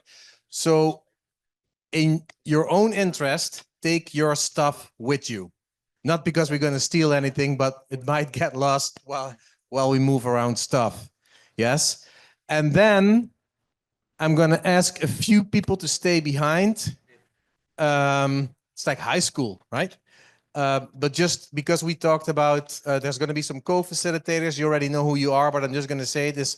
Maria Corazon Jimenez, Mai Pong Irish, Putasin, Pat Sovan, Pascal, Mayong, and Estelle. Could you just stay behind for 10 minutes? And then the others are free to enjoy their lunch and be back 5 minutes before 2, please. And an applause for yourself, because you've done such a great job this morning. So this afternoon is really about reflecting on co-creation, right? So this whole morning, we've heard several people with wonderful videos, presentations, keynotes, some frameworks, sharing different perspectives, different tools, different experiences around co-creation of knowledge for agroecology or transition to agroecology practices. Today, this afternoon, we want to hear more from you, right? From your perspective as a farmer, as a researcher, as a policymaker, working for an NGO, practitioners, hear from you what has been working, what has not been working, and what kind of recommendations would you have from where you're sitting. That's the exercise that in a bit you will be doing at your tables. There's materials and you'll have table facilitators, so you'll be taken care of. But before we do that, we have Futasin with another presentation to set the stage on this topic a little bit more. Where is he? Oh, there you are. I hadn't seen you. Sorry. So without further ado, if we can pull up. Yeah. If we can pull up. There it is. Okay, please. Yeah, yes, that's go the ahead. right one. Okay, good afternoon, everyone. So I share with you my presentation. Okay, next slide, please. Or is there, where's the tune? Okay, good. Thank you. Lao Farmer Association, we are 11 years old. And we always work on 4 areas. One on to strengthening organization of smallholder farmers and their network. Because we believe that without strong organization, small farmer will not survive or develop. So it's important to be strengthened. And then second program is very much why I am here today, or why we are all here today. Now it's about how to improve farming system in the way that can respond to challenges from time to time that farmers are facing. And then we also support members to generate more income to agribusiness development. And last areas of work is to influence policy at local, regional, and international, global level. And we are members of Alicia for a few years already.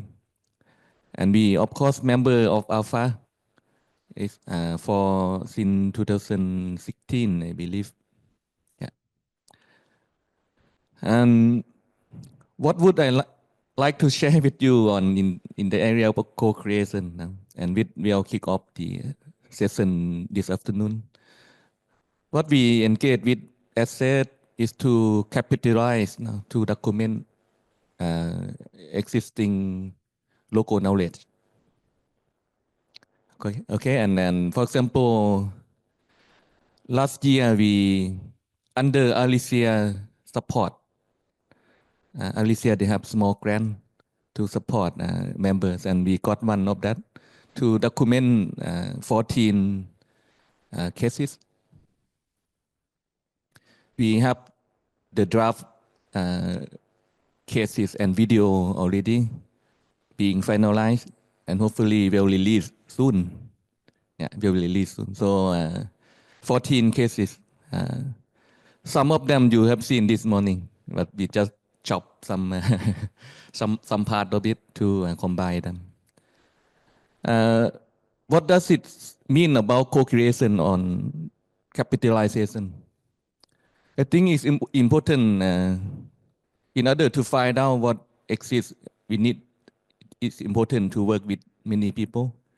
In our case, we organize consultation workshops among Alicia members in Laos, so that the event that we brainstorm on what do we have, the existing knowledge, local knowledge. Then we, of course, use the 13 principles of agroecology as a basis for selection. And so that already, the participatory aspect of selection of the topic to be documented. And during documentation is not only one people going around. We need to form up team. I think the key message here, we need to have farmer expert there who are having the knowledge to be part. Because they can also learn from their practice. It's important for the farmer expert themselves to analyze their weakness, their strength as well, because none of the practice is perfect.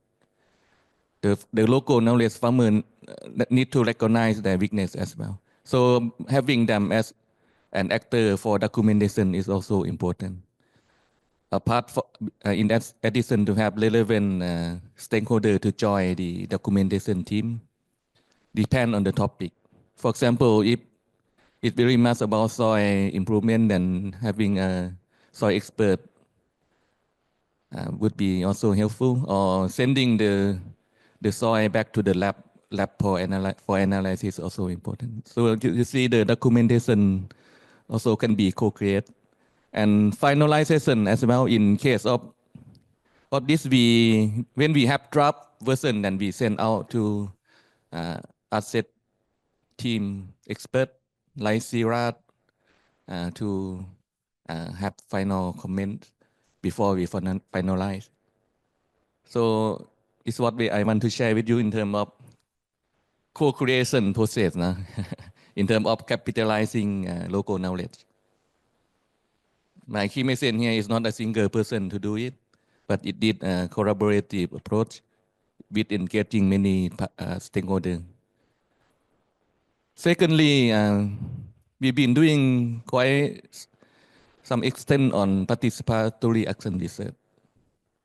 And I think this is something also came up this morning session on how to do it in terms of co-creation new knowledge. In our case, we support our members with farmer now to try out something at the farm, and we came up with some new knowledge on how to do rice production in different way that save labor. Introduction of integrated greenhouse, on how to raise frog in the eco way, and of course intercropping systems. stuff like that. But I think more what I want to share with you is the process of participatory action research and the differences between, or not the differences, but the roles of who doing what, right? I think here is the farmer, no? And that I call them supporter. Supporter can be researcher, can be extension workers, can be teacher from the university, can be project officer. In our case, we need to support a farmer to analyze, to select topic to do research, but that often work well when it responds to the problem they are facing. So that's why it's very context specific, right? If you research something very far from other country and you expect the farmer in here to to apply it, and it's often fail because it doesn't respond to the need. It doesn't fix the problem they are facing. So the more you do lower level, the more chance for success.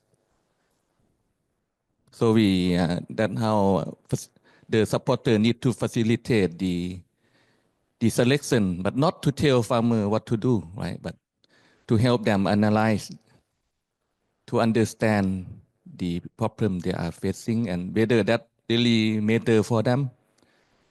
If the topic selected are matter for them, and we can move to the next step by developing research frameworks. Again, it should be the farmer who make decision, and supporter are the one who help to facilitate planning. Maybe you can train them on how to do interview, data collections, or make a questionnaire for them, interview tool, or that. But all in all, the farmer should be the one who identify how many sample they needed. You know, when they're gonna conduct the data collection, when they're supposed to finish, I think they should be determined by the farmers. And then it shouldn't be the supporter who collect data. In our case, it is the farmer who, if it's about finding, the data collection should be conducted by farmers. But if it is a tail to pilot technique, then it is the farmer who implement the detail of the research. No? And then assessment of results, and that should be also the farmer assess by themselves, but with support from outsider to help them to analyze and come up with the finding report. And all in all, the utilization of research finding, the results totally should be by the farmers. And we also not only engage in capitalization of knowledge, but doing research at the farm level, but we also engage in the policy level. For example, this one, we actively engage in the subsector working group on agroecology, which established last year, and also the ASEAN guideline on AE. So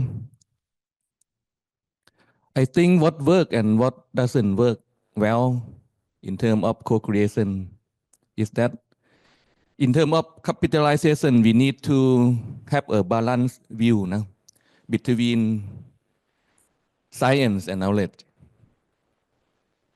We shouldn't take one side and say that local knowledge is good or the science is good, but we have to have a balanced view. Sometimes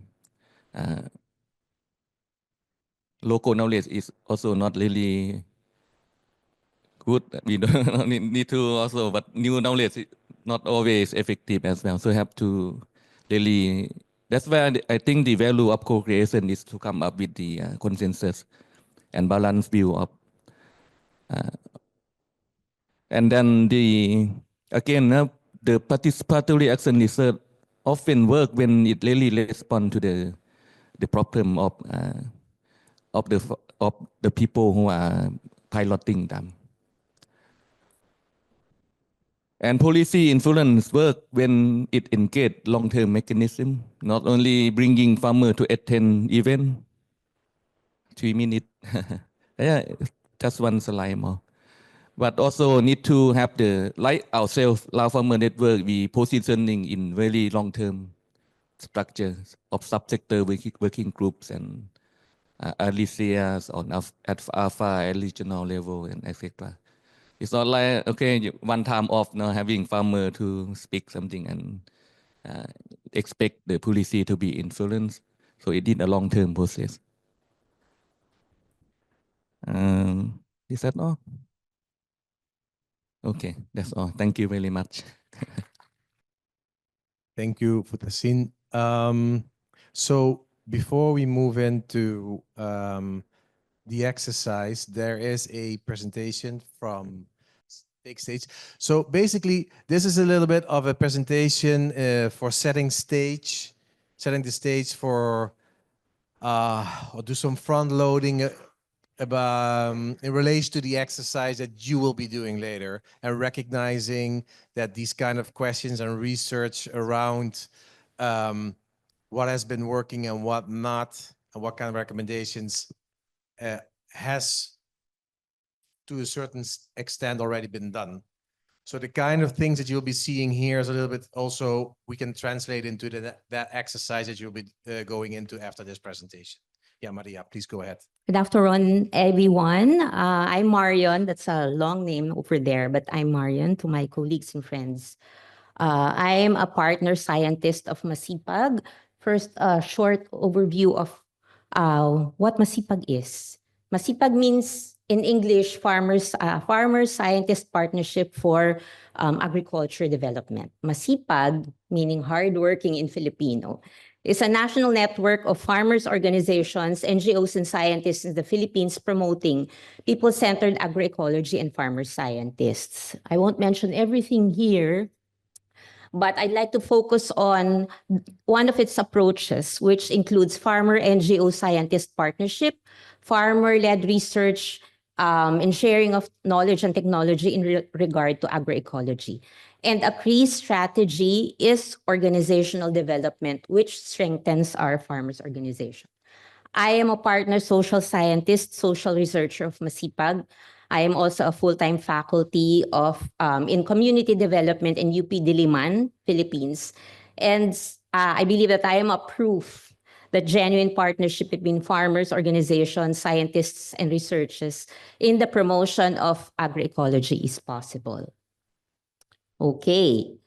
The partner scientists, researchers in Masipag are one with a goal and vision of promoting farmer empowerment, farmers' rights to land and agricultural resources, and farmer-centered agroecology. Therefore, our goal is to help farmers discover and enhance their capacities for agriculture research, science and technology development, for organizational development, including participatory action research, such that later on, farmers can be self-reliant in these aspects, and the role of scientists and researchers lessens, and researchers and scientists can move on to helping other farmers' organizations. Does that make us irrelevant?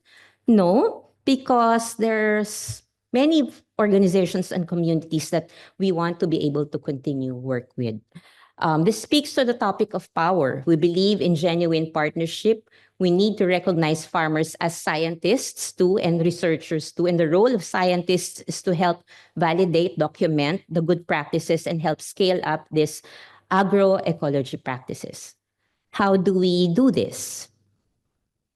Okay, I'll just be giving some examples. Okay, this is one of our programs is the Farmer Developed and Adapted Technologies. Scientists and NGOs have helped build the capacities of farmers for FDAT using both indigenous knowledge and scientific methods. Farmers, for instance, now are breeding climate-resilient rice varieties, creating organic agricultural inputs for pest management, better soil health, organic poultry cattle feed, and developing social technologies for strengthening their farmers' organizations. And farmers make sure that our scientists, researchers are grounded, as mentioned earlier, in the real conditions, realities, and aspirations of our farmers and our people. So for instance here, we had a research on testing the impact of glyphosate. It's a chemical used to manage weed. We value the scientific process as well as people's narratives as valuable data. For instance, as I mentioned, studying the impact of glyphosate on farmers, scientists taught farmers to use tools to test the glyphosate content in the urine of residents. At the same time, that research, we utilized farmers' narratives to attest to the negative impact of glyphosate on people's health, on the environment, and the use of agroecology practices to develop natural ways for weed management. We are also now really very active in promoting participatory action research.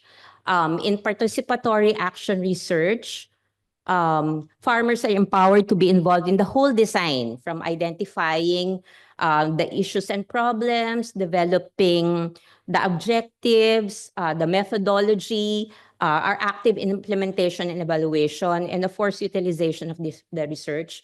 It is action-oriented, meaning it addresses the identified research problems and the farmers' problems and aspirations. And research, we believe there are one-shot thematic researches, but it should also be an integral and ongoing process of organizing and organizational development of farmers' organizations. So this was done 2 years ago, and the young farmers were involved in pre-testing the FGD instruments and the the interview guides. And this is our FGDs. Another recent one is our participatory action research on farmer-led agroecology and peasant women empowerment. The PAR provided spaces for women farmers to reflect on and draw lessons from their agroeco practices, as well as identify challenges they experience as farmers and as women. For instance, they're active in farming in their organization, but they are also mainly in charge of for caring for the family and the household. So the organization, we believe, has to address this issue of multiple burden. It became an opportunity for farmer organization consolidation and became an opportunity for capacity building for participatory action research. I don't have the last slide, but these are the challenges we faced in promoting farmer-centered led research in agroecology in general. What are the challenges?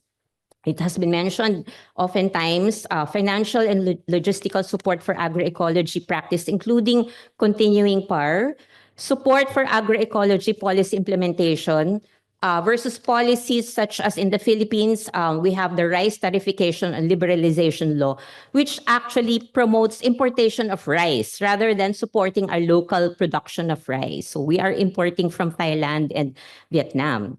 And the new comprehensive land use plan, which farmers see will actually convert a lot of agriculture into commercial use.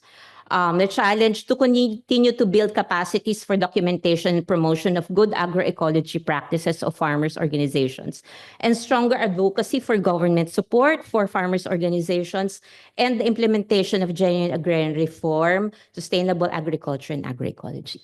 Okay, that's all for me now because Iris is going to continue the discussion on this. Thank you. Okay, so good afternoon, everyone. So we would like to share some reflections and insight from the AFA perspective based on recent initiatives and attempt to implement the concept of co-creation at various levels from global, regional, national within the context of a changing environment and also within the context of transforming our food systems and empowering smallholder farmers through agroecology. So some of the concrete lessons that I will be mentioning here are actually in alignment with the principles that were presented earlier by Michael Hauser. Some of the principles allowed us or actually enabled us to take off and then land at the national level. Unfortunately, some of the principles were also missing that has somehow slowed down and did not allow us to reach the destination, the envisioned destination that we would have envisioned and wanted. I hope the lessons will help us think about the co-creation process and approach and why are we actually doing it and what it looks like. So, So in this initiative that we were into a few years ago, a multi-stakeholder platform or a network at the global level actually allowed us to come together. Regional and national farmers organization, regional network, research NGO at the national level, and national agriculture research institution also at the national level, and NGOs and representative from the private sector. Through this network, a program was created and resources were actually allocated for the purpose of facilitating the co-creation process from global and national. The co-creation of the vision and research direction was achieved because, as mentioned, there was a resource, a budget, and it was distributed among all partners so that they prepare themselves to engage in this collaborative effort. So in AFA, we receive actually a budget. Also, the other partners receive a budget, and that has allowed us to prepare our members and to collect information. Or we did this survey in about 16 countries, and this has allowed us, this allowed each partner to formulate their own perspective, to formulate what they will be bringing into the table. And likewise, this allowed AFA to prepare and bring something on the table. And of course, we cannot always assume that there's an equal footing on the table. Also, this worked because outcomes and impact were evident for us at the regional level, and also to the farmers who were involved in the survey. The interface or the topic that we had was on neglected, underutilized species or forgotten crops. And we know that these crops are actually within the control of farmers. And improving the production and market linkaging will clearly benefit and empower farmers, especially women farmers.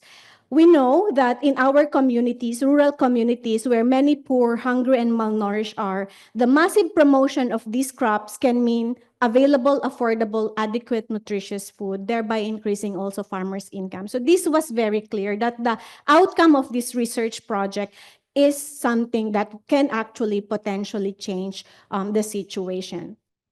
Also, because the program was envisioned at the start to build a lighthouse, which was also mentioned by Michael Hauser, an interface that we thought can actually not really completely even out the playing field, but somehow this interface can actually bring effectively together two knowledge holders. So the interface at that time was the neglected, underutilized species or forgotten food. And we know that indigenous people, small-scale farmers, especially women, hold substantial knowledge about forgotten food because this has been produced for decades. Systems were developed by communities. And of course, there is a recognition that scientists also have knowledge about NUS or forgotten food. So we thought that it's important if TPP would like to facilitate the process, selecting an interface, a platform that can actually uplift the two knowledge system or both empower the two knowledge holder, then I think it's possible that co-creation can happen. Also, we thought that readiness, and this has also been mentioned a lot of time, of all partners and effective facilitation are essential component of co-creation or participatory innovation development to really take off. In particular, readiness to share the decision-making power. So we really have experienced this where you don't expect partners to be, to be ready to really sit and pursue co-creation. Each partner has to be prepared by the key facilitator. There has to be preparation, bilateral meeting. At the pragmatic level also, we experience that it's important to bring partners who actually has a mandate to do participatory research or somehow are willing to create a program to facilitate the co-creation process. For example, even creating memorandum of agreement. So it has came as like an idea. Is it possible for this research institution to actually have a memorandum agreement with smallholder farmer organization to be able to facilitate the process? So these are some of the things that we have encountered during the process. And so readiness, not just of the researchers, but also readiness of the institution to actually embark on the on the co-creation process. So yeah, on this, yeah, on I will not elaborate on this because I think this has been mentioned also several times, but I think what I wanted to emphasize this at recognition of the advantages of working with farmers organization or other forms of organized farmer groups is really key.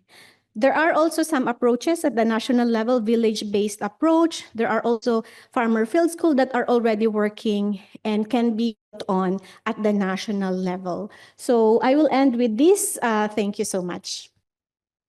Thank you so much, Iris and Maria.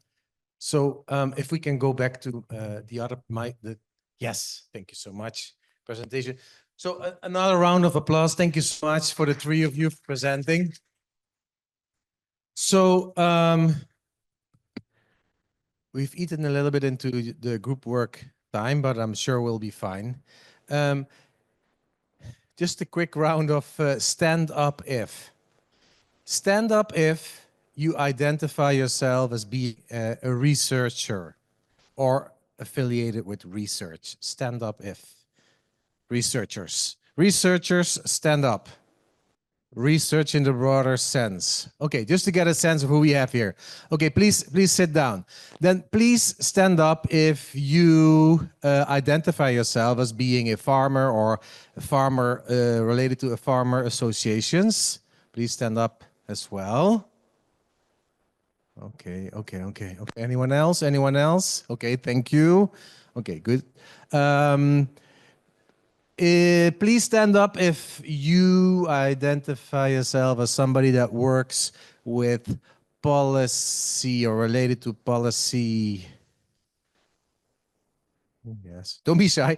Nothing will happen, right? Like it's just, we're just trying to form groups. Okay, that's actually a bigger group. Okay, that's good to know.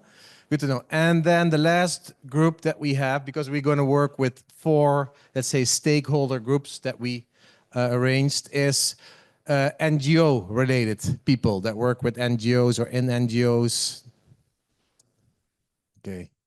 Okay, good. If you haven't stand up at all, well, you're free to go and get me a coffee. No, we'll just ask you to then think about what you feel most, to which of these 4 groups you feel most related to, and join that conversation. Yeah, we had to pick 4 groups in this case, and those are the 4 stakeholder groups we're going to be working with. And this is what's going to happen. The objectives of this session is building off what Iris just so kindly shared with us. So they had a, what she shared in a nutshell is research or reflections on the perspectives of farmers around co-creation of knowledge. I'm sure there's better ways of saying this. While, the learnings around that, what has been working, what has not been working, and so on, right? So we're going to ask you within your stakeholder group to do the same. Reflect on um, um, the what works and what needs improvement when it comes to co-creation of knowledge. So I think we're on the wrong exercise. Yes, that's why I was like, this is not. Let me go back. I don't know why. Hold on. I can do it. I can do it. I was like, okay, I saw people watching, but this adjective doesn't relate to what he's. Okay, so, but this is the correct. So the group work, sorry for that. Sorry. So the idea is that you form teams according to the stakeholder group you belong to, right? You discuss and you respond 3 questions. When it comes to co-creation of knowledge, from the perspective of your stakeholder group, what aspects are working? That's what you write on the green cards. What needs improvement or what is not working? That's what you write on the pink cards. You have those on your tables. And what recommendations would you make to improve that co-creation process from your perspective? What would you as a group recommend? So the request is, we've had many conversations about this with the organizing team, but think about the process in general from your point of view, but also try to, at times, if you're not in the farmer or farmer organization group, put on a farmer-centric lens and come up with some ideas, like with your experiences working with farmers, like what has been working, what has not been working, and what recommendations would you have. So it's thinking generic, but also try to focus in at times on more farmer-centric view. Place and organize ideas on the sticky wall, well, on these boards, and identify topics that should be unpacked further in the next session, but that we'll explain that later.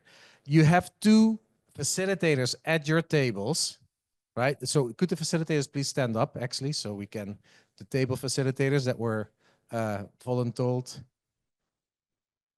Okay, so give them a round of applause. They have, so if you have questions, they can explain, right? So unless there's questions right now about this exercise, it's relatively simple. What's working based on your experience of co-creation? What's not working? And what recommendations do you have, right? We would like everybody that relates to NGOs to come over to this working station. Everybody relate to policy to that working station. This is a bigger group. This is for researchers group number 1, I think, or 2. That group is researchers 1 or 2, the other researcher group. And this would be the farmer organizations or the farmers table. Yeah. So with that said, knowing to which stakeholder group you belong to, move to your table. The facilitators also know where they should, which groups they're in. So please. And Soledad and I will be moving around. 3:30, right? No, 3:30 finished because we have a little bit of plenary. Yeah, it's because so let's aim for half an hour. Let's see how it goes. Let's aim for half an hour. So that means 3:15, but let's see. No sé, no veo desde acá. Es este. Farmers here.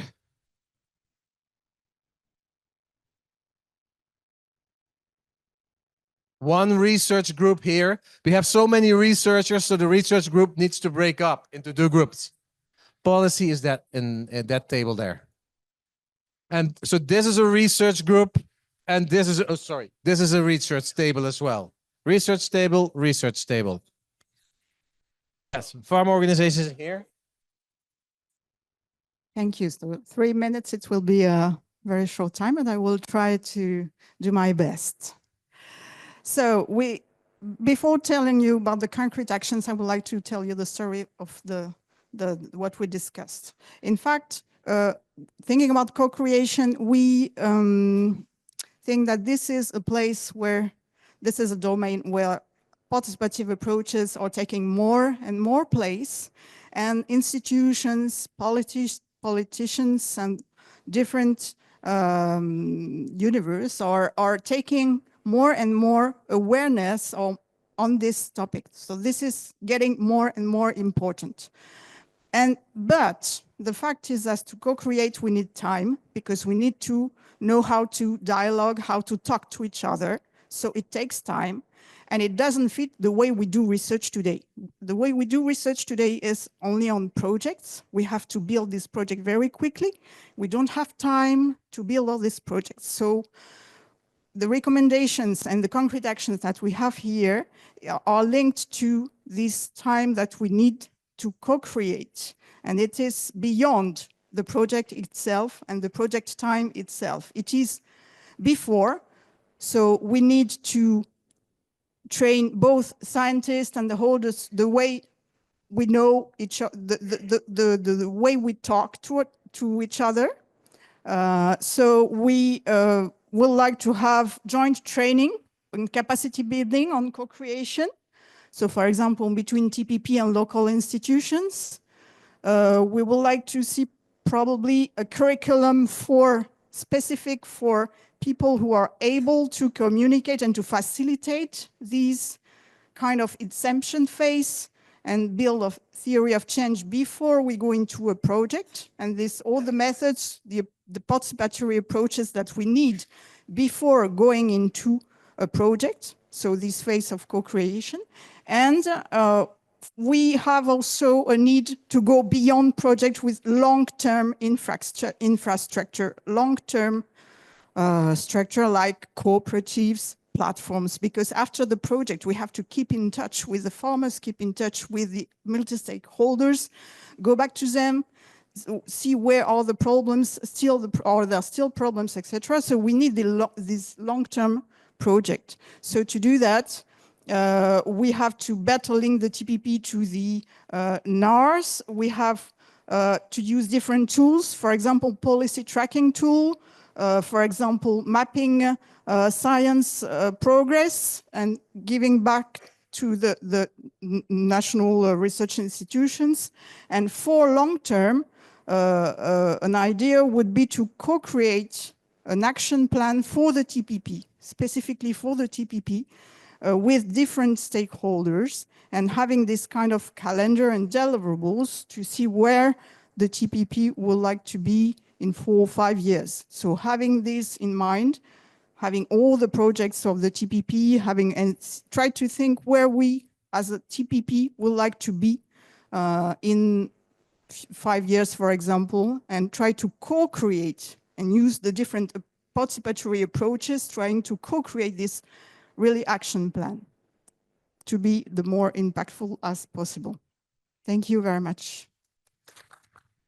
I don't know whether some... Those were exactly 3 minutes.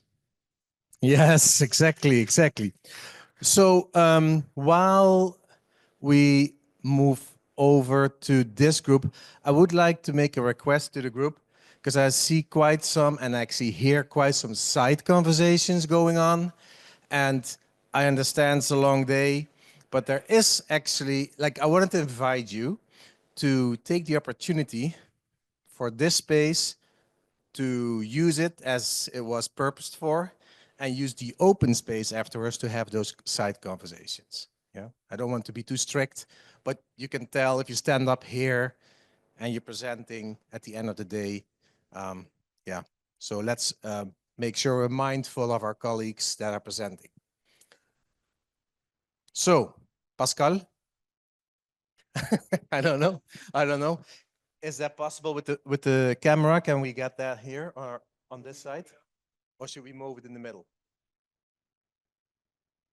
Okay, we're moving in the middle. Okay, thank you. So 3 minutes, right? So maybe also the same before starting to the concrete actions, going back to what the group did in terms of what works, what needs improvements, and the recommendation. So many discussions.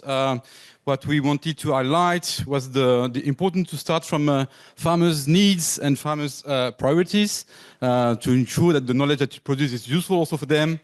Another point was about what works is when the local authorities also involved in the process. So not only in terms of scaling out and up, but also into the knowledge production from the start that ensure also that the knowledge then will be reused in the local policy. In terms of improvement, there was strong emphasis on how to tackle power imbalance of the different stakeholders, especially farmers in this discussion process, how we ensure that the farmers also have a voice in this knowledge production. And then in terms of recommendations, linear to what was said before, how to strengthen the recommendation to strengthen farmers' representation, especially the youth, support demonstration, farmers to farmers learning exchange, ensure flexibility when the knowledge is produced in the framework of a project, ensure that we can have some adaptive management. I mean, that was the issue about we have a log frame and sometimes the knowledge we want to produce is not aligned with the log frame, so how we manage that. So coming now to the concrete actions, different things, we say, okay, what can we do that is not a wish list? So talking about TPP funds, for instance, setting some criteria for eligibility, things that should be compulsory. So the PAR approach, participatory approach, should be something that is compulsory. So to ensure that we have a multi-stakeholders engagement into the knowledge production, so that will reflect on the green one. This one also maybe Trump will not like it, but try to also to focus on specific beneficiaries if you want to ensure that the young or the women have their voice. So try to also to engage, I mean, to make it compulsory in the criteria that these people will be also part of the knowledge creation.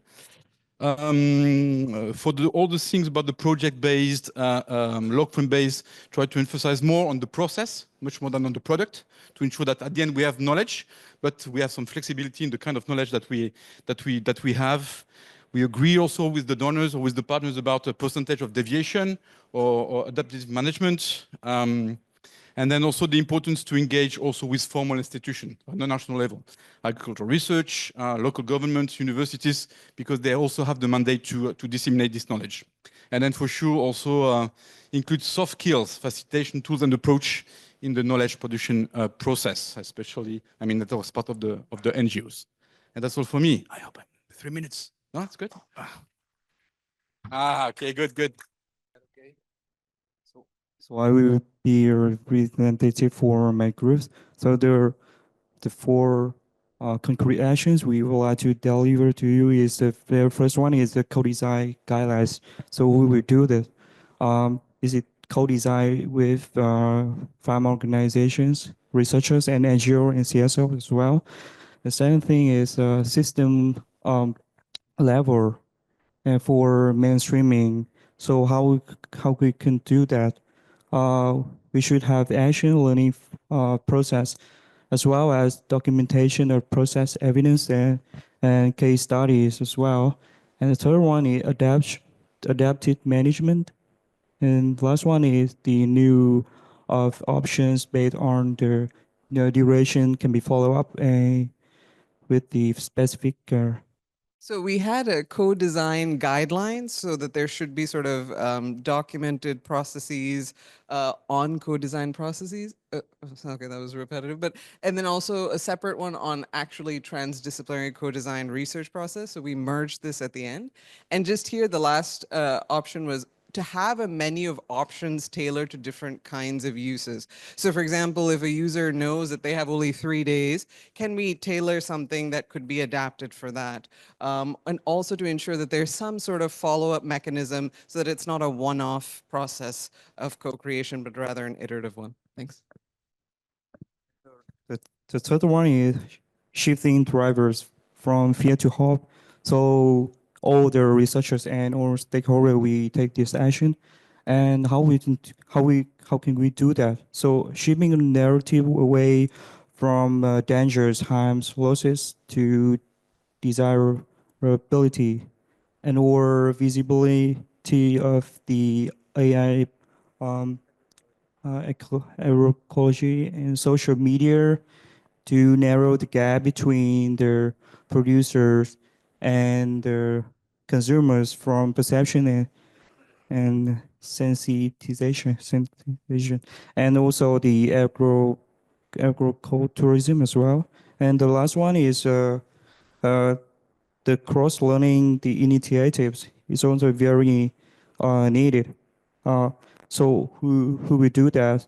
So they are the working group with the representative stakeholders depends on the topic, and and the learning platform and coordination of different initiatives, uh, and also farmers to farmers learning and farmers to scientists exchange. Okay, so I'm presenting on behalf of our group because we really haven't had, we did not reach that part to decide who will present. So because we had lots of discussion. So 2026 is the International Year of the Woman Farmer and also the International Year of Rangelands and Pastoralists. So what we want to propose is for AE-TPP to contribute to next year's campaign or advocacy, focusing on woman farmer and rangeland pastoralist, what they are doing, how they are contributing to the agroecological transformation of our food systems, as well as the challenges. So we have a very concrete recommendation actually, and we hope that the process will actually allow us to work together. So what we were thinking as the first step of the farmers organization is to initially convene farmer organization or farmer groups within the TPP platform or partners of TPP. So we convene together and we discuss what are the areas that can be a priority for mapping and for research. So yeah, so we will have the mapping of what FOs or farmer groups are doing within these two areas. Of course, what are the agroecological practices and approaches being practiced at the moment in the different regions or maybe in one region. And then while doing that mapping and assessment, we will also identify the gaps, which will be the guide in designing a potential research initiative or a potential research project, which can be done at various scales or maybe coordinated regionally and of course implemented nationally and locally. And that will where we put in the co-design process once we identify, from of course the mapping to the identification of the gaps. So we will follow the principles that we have been discussing. And then once we have identified the gaps, we identify also as FOs who are the research institutions who are actually ready to work with farmer groups or farmers organization within the network or maybe nationally or locally. And then of course, we write the proposal, the concept, and we identify the donors who would actually wanted to support the initiative. So this is our proposal maybe that can be immediately done if you think this is something that the AE-TPP platform would like to do. Thank you. Okay, so we're the policymakers, please. Yes, we're like the other group. We couldn't quite decide who was going to present, so we're all here. No, we're the policymaker group, and therefore we're looking at the big picture. We were thinking about what we as policymakers, members of TPP, should be doing. And the original discussion, you can see it on the board there, we ended up prioritizing things using these very cute stickers. And I mentioned that because a priority issue was we need money. All right. So that was addressed with the concrete actions. We looked at who and how and what and where. And when it came to how, it's all about the money. It's all about innovative financing mechanisms that policymakers can explore to be supporting co-creation in the context of agroecology. So we've got everything from carbon credits to Green Climate Fund, to bonds and philanthropy and so on. social media as well in there. In terms of the who, it's all about the P's. And although it says PPP, we've been informed that it's not PPP anymore. It's PPPPP, right? Public, private, producer. Well, there's another P. What was it? Planet, people. Maybe there's 7 or 8 of these P's. But that just emphasizes that this is about co-creation, right? And by bringing all of those together, somehow they're going to deliver the money, which is going to allow us to implement a landscape-based approach where we have multi-stakeholders and working in agroecological zoning and with TPP policymakers as intermediaries in making that happen. And then more specifically on the what, I'm going to hand over to Pichien in a minute. The big focus on pushing forward the ASEAN guidelines. All right. Do you want to say something more about that? So thank you very much for the applause. So my name is Pichien from Cambodia. So we are great that we have done so greatly with the Asian guideline for the agroecology transition in Asian country. So what we are going to be more empowering to the local implementation. So we have stated here what we have to do next is the translation of all these to the member state languages to make more sustainable awareness capacity building for the local practices, especially the farmer and producers in the region. And also so we also have to connect the linkage with the national levels among the country and also the regional linkage, especially in Asian and other region as well. So it is very crucial empowering with this Asian guideline for the agroecology transition. So as I mentioned about this landscape, is very significant to be digest with the agroecology zoning. We are facing the challenge. So the TPP should be good mandate to be commented on this as the main sector. Thank you. Maybe, yeah, you will have a look. We've been discussing like, how do we really make that concrete? So how we depart from the practices, right? What are the different practices on the ground? And what we said, well, what are the pros of the current farming system practices? What are the cons? And then how agroecological principles can support, right? And then discuss that into broader community, beyond our networks. That's why we say communities that goes beyond our network, current network. So it's not within a specific farmer organization or within a specific farmer network. It's beyond different communities. But because we talk about practices, we make it concrete, and it's not a big deal about agroecology. It's my concrete intercropping system with coffee and pepper. What do I do? Right? And how do I use principles to make it happen? And then to make it concrete, we talked about participatory video making.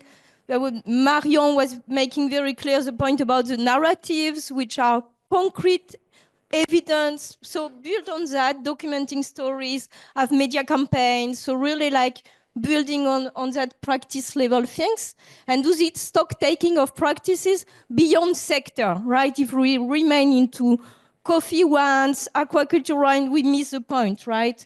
Coffee diversified systems, other commodities together, aquaculture rice, blah, blah, blah, all these things showing about the integrative things about agroecology. And it's not only the scientists making it integrative, it's really like, because we talk about the practices, and the practices are integrative themselves, so that make it more concrete, right?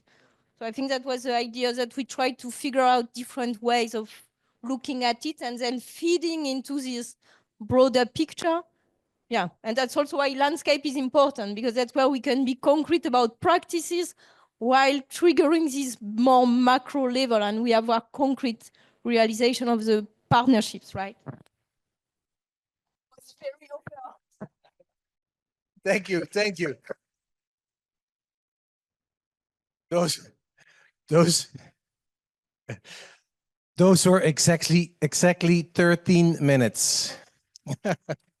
It must have been me not explaining the time very. No, thank you very much. Thank you very much. Well, thank you, all of you. Yes, all of you.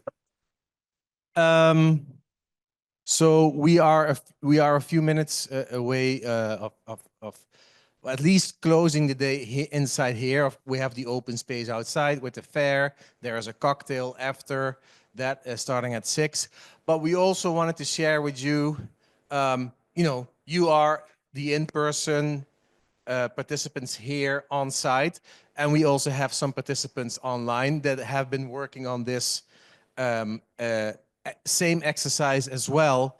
Now, I won't speak to any of what's up on here, but it's the same idea. What is going well when it comes to co-creation? What needs improvement? And what are some recommendations? I won't go through this now. We simply don't have the time. I do want to thank the online participants for having done this exercise. But what we want, so to give it an added value, is to invite you, if you wish, during the open space, come over here, have a look, and see what makes sense, maybe what resonates with what you already have heard. Again, for the online participants as well, an applause for them that they have done this. Like, we can't see them right now, but thank you. So in these last 5 minutes, I have 2 requests. So please give me, I see a lot of cell phones out and it makes me nervous. Just give me these last 5 minutes, please.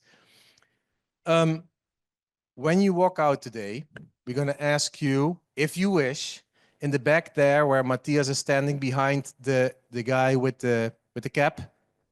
Behind him. So maybe he can move a little bit. Yes. There's a plus delta, yeah, which is basically a space for you to leave a sticky note if you wish, saying plus things that you liked about today, that went well, that helped the process moving forward. You can write those on the green sticky notes and you just put them on there where the green plus is drawn, or something that you would like to see different in the upcoming days. If you say there's too many presentations, I would like less presentations, you use the pink sticky notes, you write it up there, and that you can't see it because the table is in front of it, but there is a space for the pink sticky notes as well. It's not an obligation, but it's helpful for us as facilitators and the organizing team. It can be about, I don't know, the water is too wet or something, whatever, you can write it up there and then we can see if we can do something with it. Don't ask us to stretch time. We're not able to do that yet. And then the other thing is, think about everything that you discussed today, because often when we do the plus deltas, what happens is that people say, it was too short of a time to discuss I don't know, for example, the tool that we discussed with Michael, we wish we had more time. So that's why we have the open space. So I don't want to see those notes, right? So write down things that you would like to discuss rather than saying, we would have liked to discuss, and why wasn't there more time? That's a delta. No, write down, I would like to discuss this and this a little bit more. Then we put it on that wall and we use the open space to address those topics. Does that make sense? So on the nursery wall where Matthias is standing, a place where things that you wish we would have discussed more and longer, write those on a sticky note as well and put them up there. Those are the 2 requests. And unless I'm forgetting something,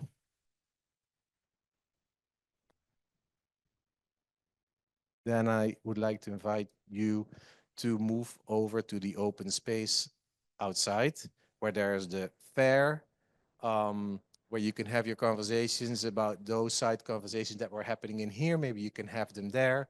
And then we thank you. Is there anything, Matthias, you want to share before? Sorry, I don't want to take the fair time away, nor do I want to keep you from dinner and cocktails very long. I just would like to thank you all very, very much for all the ideas that came up in this co-creation session and reassure you that none of these things will be forgotten, and also that the TPP in its current composition, including the Secretariat, is already working on many of the points that you've mentioned.